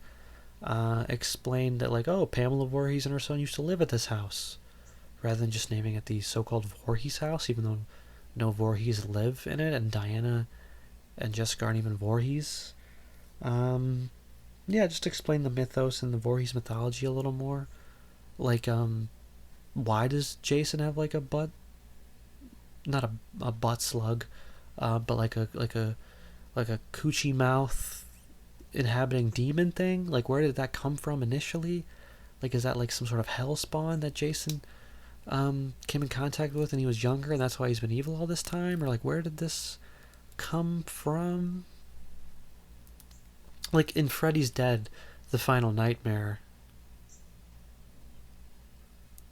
they say, like, oh, Freddy gets his powers from these 3 dream demons who he made a deal with. And I'm like, okay, that makes sense, I guess. But it's just like, they don't even explain how this worm thing got inside Jason at all, and why Jason is suddenly supernatural. Yeah, and I know I feel like I'm kind of dragging this movie. Again, there's so much I love about it, and I'll get into that in literally 1 second. But, like, a lot of this stuff, I'm like, man, take, like... and I guess maybe it's the writing, I don't know. These guys don't seem like successful writers, no offense. I mean, I guess they're more successful than I am as a writer, because I've never written anything. But, like, I'm like, this is sloppy, I guess. And you're, like, adding mythology, but, like, not really going the whole way to explain it. Which, if you would have, I think it would have went a long way with, like, fans even, like, people like me who advocate for this movie. But there's a lot to like. I mean, the kills, baby. So graphic and so violent, so body horror-y. Especially in the unrated version, they're, like, crazy good. I think some of, like, the most graphic and violent in the series, if that's what you show up for. And I think that's why I watch it, because of that. John D. LeMay is good. Creighton Duke is interesting. Again, the whole concept, I think, even though I am, like, a Friday the 13th fan and a purist, I guess, in that I prefer him being a Crystal Lake, I think all this stuff does make for an interesting change of pace, I guess. Jason looks great. The Jason makeup and just the general kill effects and special effects are so awesome. And yeah, there's just a lot of shocking violence and stuff in this movie, and it's pretty good. And I think, what's his name? Stephen Culp as Robert Campbell does a good job being, like, Jason's host. He's, like, a menacing guy. So yeah, I think there's enough reasons to watch this movie. Like, I'll just say that it's, like, a turn, obviously. But you've just gotta it's like you've just gotta check your expectations in the door and roll with it. And I think you'll be able to enjoy it. Like, I understand, like, it's like, you know, it's not a bad horror movie. It's just not a good Friday the 13th movie. Like, just, like, expand the parameters of your mind of what you think a Friday the 13th movie can be, and you'll probably like it. And I think it's just a great movie to put on at parties and be like, what the fuck is going on? This movie's bananas. Because it is, you know? Okay, so yeah, like I said earlier, this movie has got a lot of interesting trivia, so I'll just get into that real quick, rattle through those. Like, really, a lot of interesting tidbits about this one. Pulled from IMDb.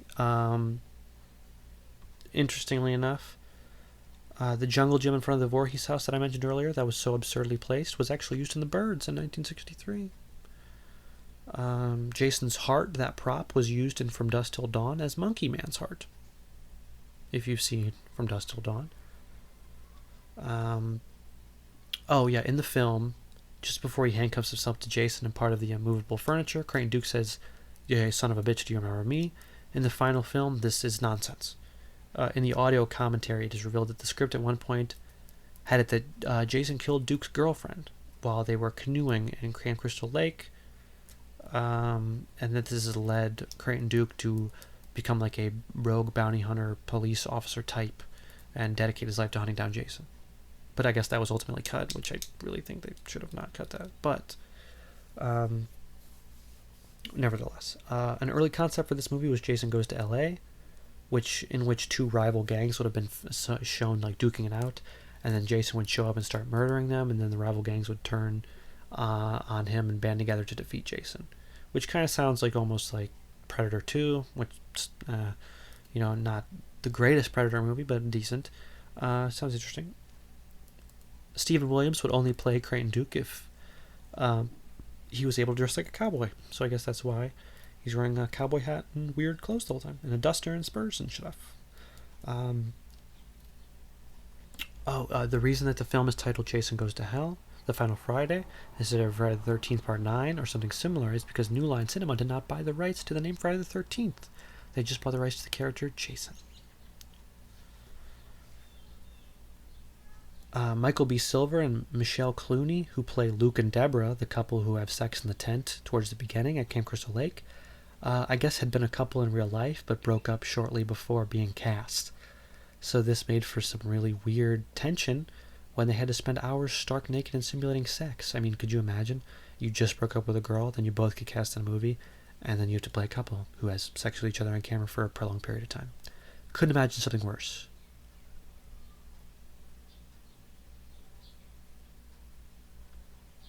Oh, yeah, this is interesting.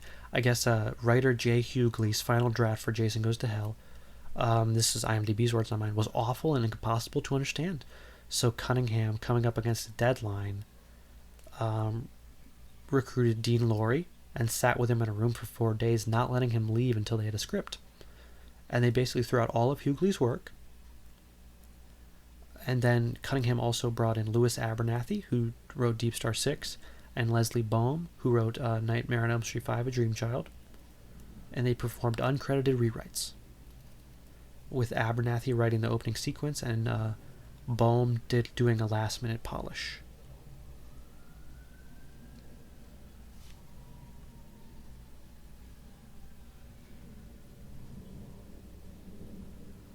Barry Moss served as the casting director for the first Friday the 13th, and then Cunningham convinced him to come back for Jason Goes to Hell. So that's interesting. They created a video game, a high-tech video game apparently, based on this movie, but the game was never released, although it was finished.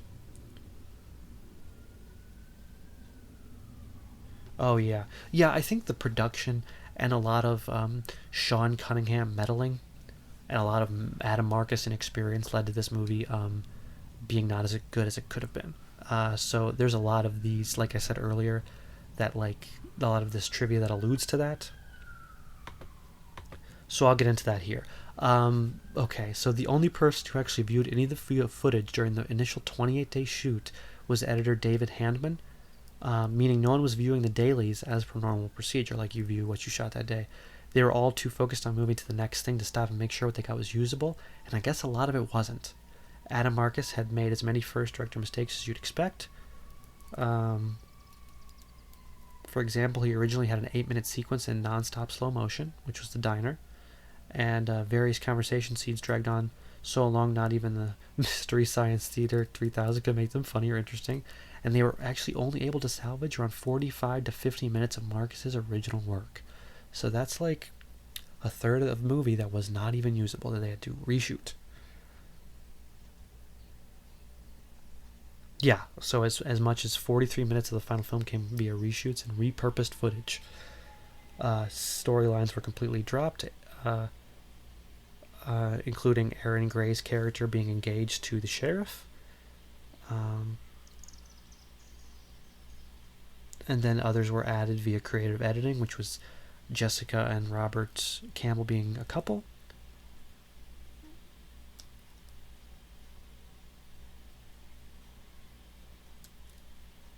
And I guess Sean Cunningham, despite all his meddling, still found the finished film beyond embarrassing, saying, "Oh, Adam told me that the last thing fans want is to see Jason going through Camp Crystal Lake shopping up teenagers again. But of course, that was the only thing they wanted to see. And Adam delivered this movie that was so not good." I said, "Oh, you mean this young kid that you brought in and then wouldn't even let really do what he wanted to do? Gotcha." This is the only Friday the 13th not to feature any scenes of Jason being unmasked, because of course he does not have a physical form for the majority of the film. The original title of the movie was Friday the 13th Part 9, The Dark Heart of Jason Voorhees, which I actually kind of like. Tony Todd auditioned for the role of Creighton Duke, but lost out to Stephen Williams. Could you imagine not casting Tony Todd in a horror movie?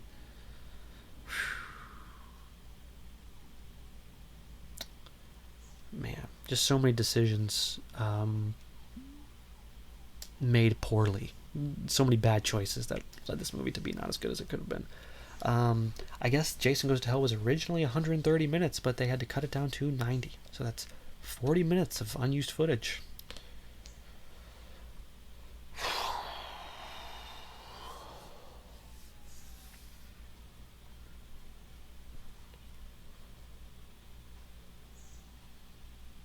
Sorry, here, give me a second.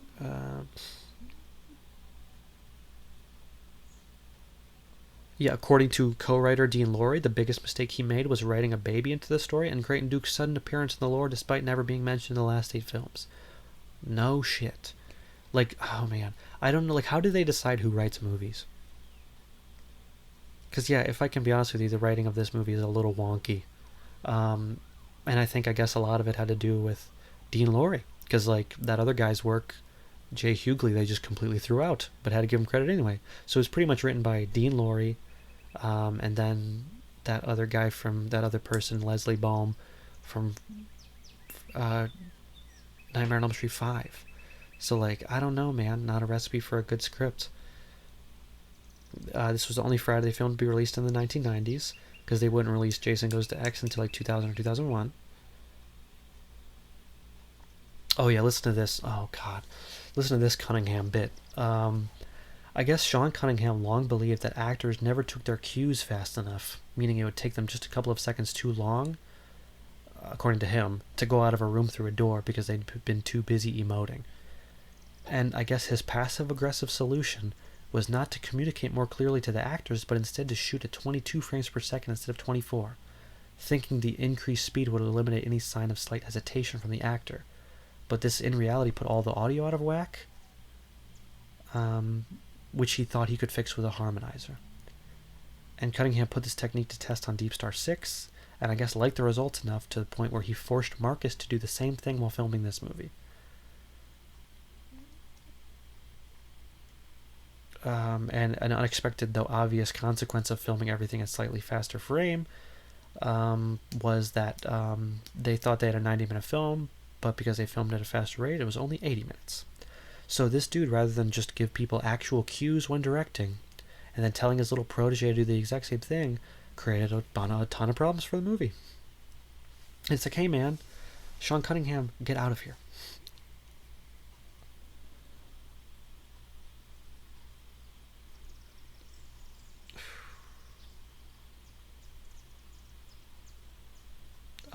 Kari Keegan's negative experience working on the film, and I guess her antagonistic relationship with Adam Marcus, who was really really pushing her and pressuring her to be nude, caused her to quit acting for good after this. So, like, the actress who played Jessica never acted again because of her experiences on this film. Um, the director of Texas Chainsaw Massacre, the original, Tobe Hooper, was originally considered to direct, which would have been a much better choice. But I bet he turned it down.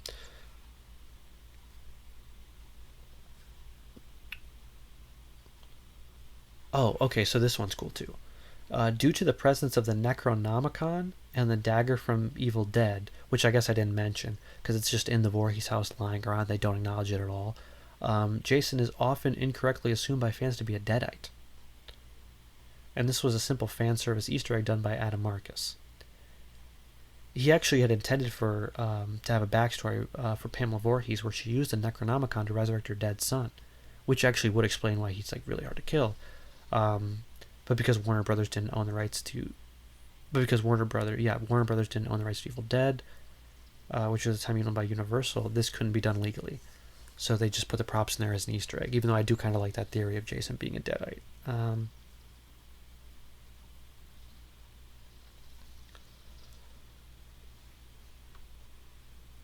John McTiernan was offered the chance to direct, but turned it down to work on Last Action Hero. Adam Marcus, I guess, had revealed since that he had originally intended for the film's male protagonist, Stephen Freeman, to be Tommy Jarvis, but he could not include him in the film because New Line Cinema did not own the rights to Tommy's character at the time. Which I guess, like, I don't know. Hey, New Line Cinema, maybe make sure you have everything before you make a movie, because you literally like, oh, we don't have Friday the 13th or Tommy Jarvis, but we got Jason, and I guess that's enough. Which I couldn't agree more. That I couldn't agree less.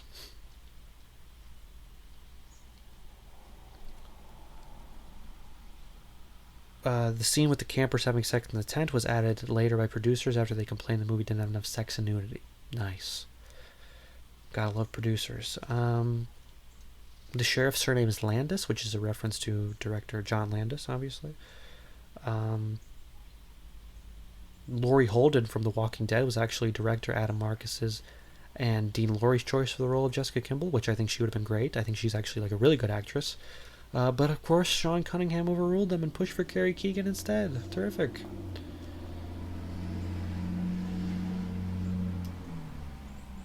Josh's death by dissolving melting is similar to how Frank Cotton regenerates in Hellraiser, even though it's in reverse. It's the same process. Josh's death won the Golden Chainsaw Award in Dead Meets Jason Goes to Hell, the Final Friday kill count, while Deborah Caldwell's death won the award in the unrated cut, which I guess I get.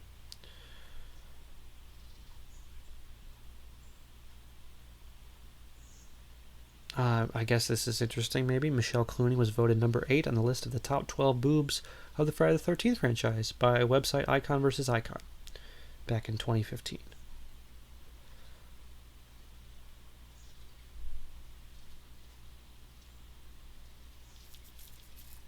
Jason's heart was actually made of gelatin and filled with fruit cocktail mixed with black dye, but I guess actor Richard Gant was still so disgusted that he almost threw up during the take where he ate the heart. The Wall Street Journal called this movie a return to morality in cinema because of the scene where Luke and Deborah are murdered while having sex after deciding not to use a condom. So,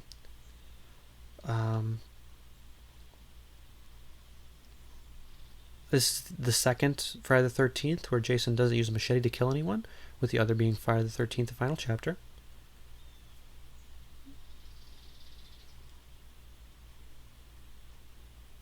Jason possesses 4 people in this movie, all male: Phil the coroner, Josh, Robert, and Randy. And I guess Adam Marcus revealed in a interview that Duke actually survived his attack with Jason, as he had plans on making a spin-off movie about him. Why? And he would have explored his backstory on how he first came into contact with Jason, who killed his girlfriend, and his subsequent quest for revenge. But I guess the critical and financial failure of this film, along with New Line Cinema's focus on getting Freddy vs. Jason made, prevented such a film from ever materializing. Yeah, I mean, just think about that. Adam Marcus made this movie at the age of 23 and then didn't really do anything substantial at all for like another 20 years. And even that is writing Texas Chainsaw Massacre 3D. So doing this movie utterly destroyed this kid's career. And I think it's all because of Sean Cunningham. I won't. I'm sorry. I know I've been a little tough on Sean Cunningham, I guess, but I don't know, man. The dude made what I personally think is the best Friday the 13th with Friday the 13th, the original 1980. But I don't know. He's always been like clamoring for rights ever since, despite not really wanting to have anything to do with the franchise. Because I mean, again, he produced, wrote, directed the first one, produced the second one, and then stepped away from the franchise for the next like 6 movies, only to come back for this one and be like, yeah, let's change up the formula and let's make it all completely different. We don't want Jason and Camp Crystal Lake killing teens. He didn't even want Jason to wear the mask. He didn't even want the mask to be seen in the movie. And it's just like, listen, man, not to be that guy or anything, but obviously you don't really know what Friday the 13th is about. And I guess this is a unique point. So I think Paul Russ said this kind of exact thing on his podcast with Gorley and Russ. Second plug for them today. But it's just like, yeah, man, it's just like, I know you created the franchise, and that's great, but it's just like, I think it's time to let well enough alone and just let more capable hands handle it, because you obviously just don't really understand. First of all, you don't really understand actors, directing, seemingly, writing, or just like this franchise and what people love about it in general. That being said, I think despite him, I think because of the effects, this is still, and some of the story stuff, I think this is still kind of a good movie, and certainly like some of Marcus's direction. But yeah, overall, I'm like, yeah, sometimes you just gotta learn when to quit, Cunningham, really. But anyway, enough bashing Sean Cunningham. Here I will, just to wrap up, I'll do what we usually do when we do, movies about serial murderers in large franchises, which, I'm going to rank. I'm going to see where the film ranks, on several internet lists.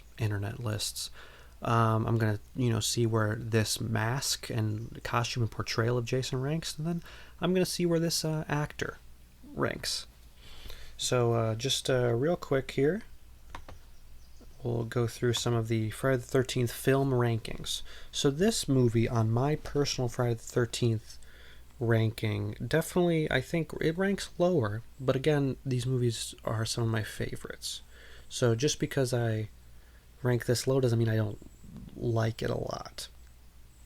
So yeah, if we're ranking the Friday the 13th films, this movie, there's 12 of them, of course. This movie ranks number 10, with Part 5, New Beginning, which we've already covered on the show, ranking number 9 right before it. And I think that's changed since the last time we spoke, because I think I watched the remake, and the remake that time hit different, and I moved the remake above Part 5. But yeah, so Part 5, number 9, Part 9, number 10. So this movie comes in at number 10, or this movie comes in at number 10, but again, the first 10 of the like these 10 movies that are my top 10, I love them. The last 2, hate them.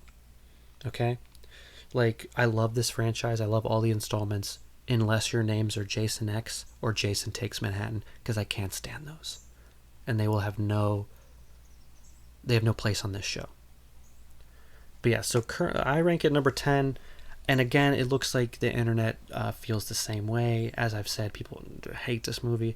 According to MovieWeb.com, Jason Goes to Hell the Final Friday ranks number 9, only beating The New Blood, A New Beginning, and Jason Takes Manhattan. If there's a movie that people hate worse than this movie, I think it's Jason Takes Manhattan.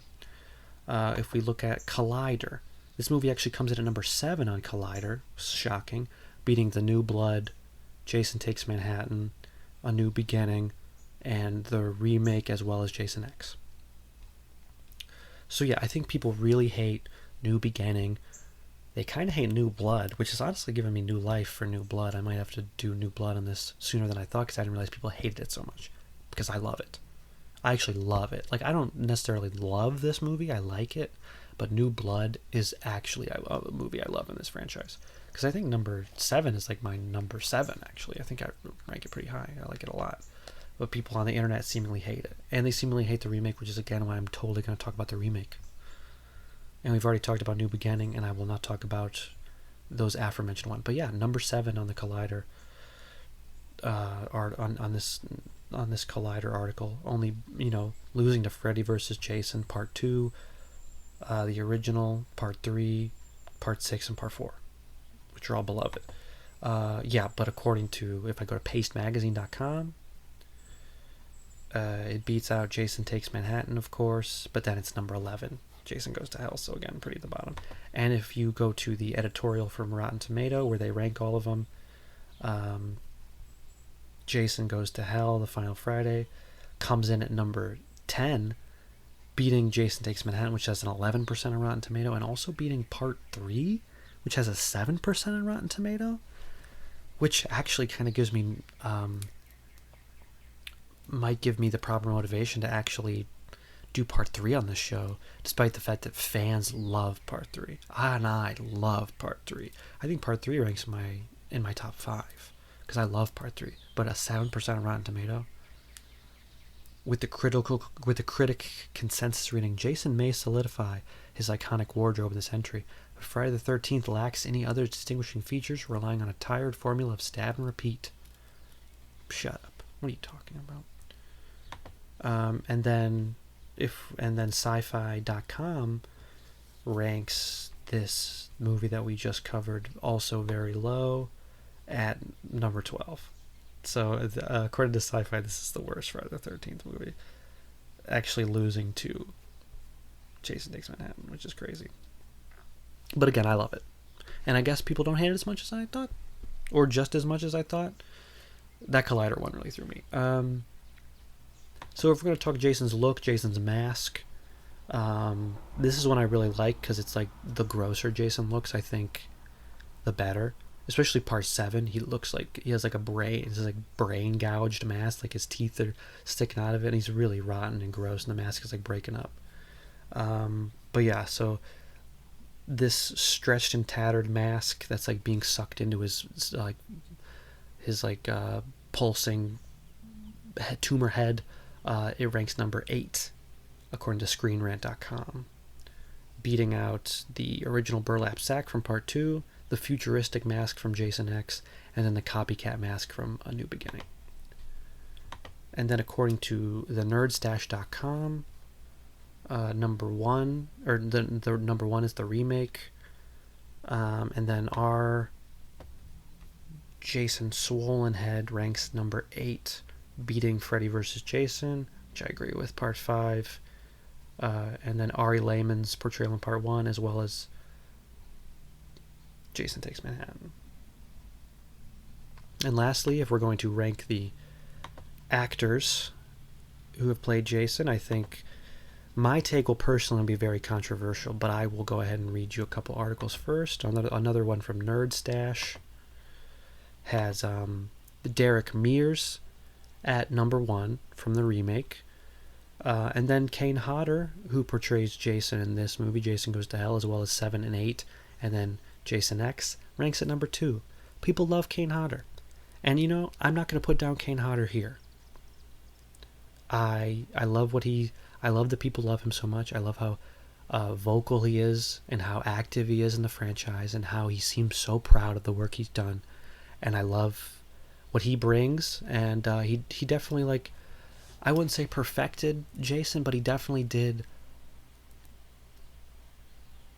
Jason a certain type of way that I think they tried to do with Ken Kersinger in Freddy vs. Jason, C.J. Graham in Jason Lives, and then Tom Morga in the 5th one.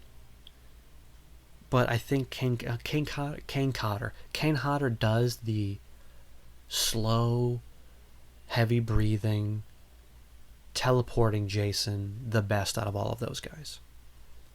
And I have to say that, because truly, yeah, CJ Graham Those guys don't really do it like him. And Ari Lehman, who portrays Child Jason in part 1, can't even really count him.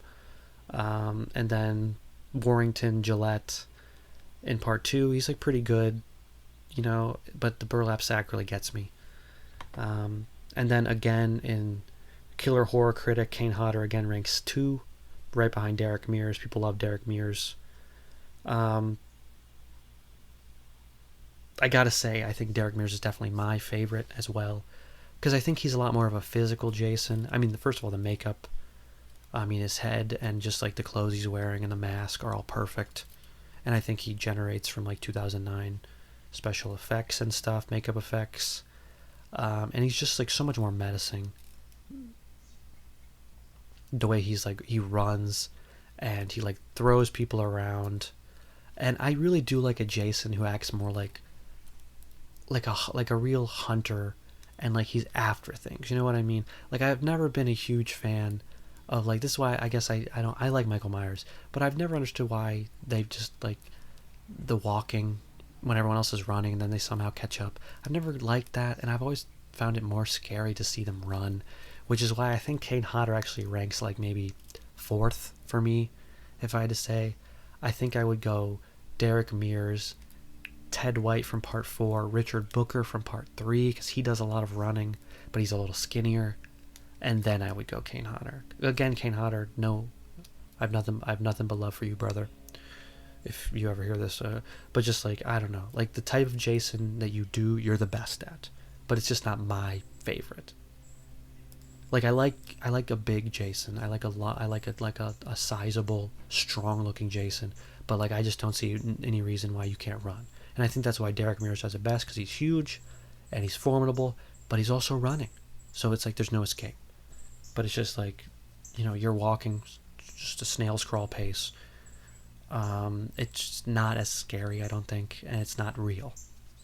But again, people love Kane Hodder. I think aside from these 2 articles that I found, I think most people would be like, Kane Hodder's my favorite. So yeah, that's just about it. And again, my favorite Jason look is probably part 7. New blood with the mask that's like falling apart, and the rotted face and the teeth he's shown behind it. I think that looks really cool. And that's Kane Hodder. So like, but anyway, this has been once more me rambling for almost 2 hours about a Friday the 13th movie, and you're gonna have that happen again, like I've said, maybe 3 more times. I am a big Friday the 13th stan, and I'll never stop talking about these movies until I'm put in the ground. Hopefully by Jason. But yeah, and I know, I'm sorry, I said I would try to make this shorter, and then here we are actually approaching 2 hours, probably being our second longest episode of the show so far. I'd have to go back and check the RoboCop 2 one. But I definitely, when we do these franchises with the serial killers, and I do all those rankings at the end, and this movie had so much trivia too, what do you want from me? If you like it, you like more of it. If you don't, then you can go ahead and listen to or watch something else. But I'll just wrap it up now. Another episode of Sequel Summer coming in a couple, week and a half, 2 weeks. What movie that will be is even a surprise to me. So, look for that coming out soon. And again, I can't thank you enough for giving me your time, giving me your ears. And again, all the links to those articles I talked about there at the end will be in the show notes if you want to take a look at them. And if you want to know my personal Friday the 13th rankings, because I didn't necessarily mention this episode, and they are ever changing, just give me an email at moviesyamissed@gmail.com. Anyway, hope you have a pleasant rest of your evening. Oh yeah, I forgot to mention it is a Monday evening. July 18th, 2022. Anyway, like I said, I hope you have a pleasant evening. Thank you again for listening. Goodbye.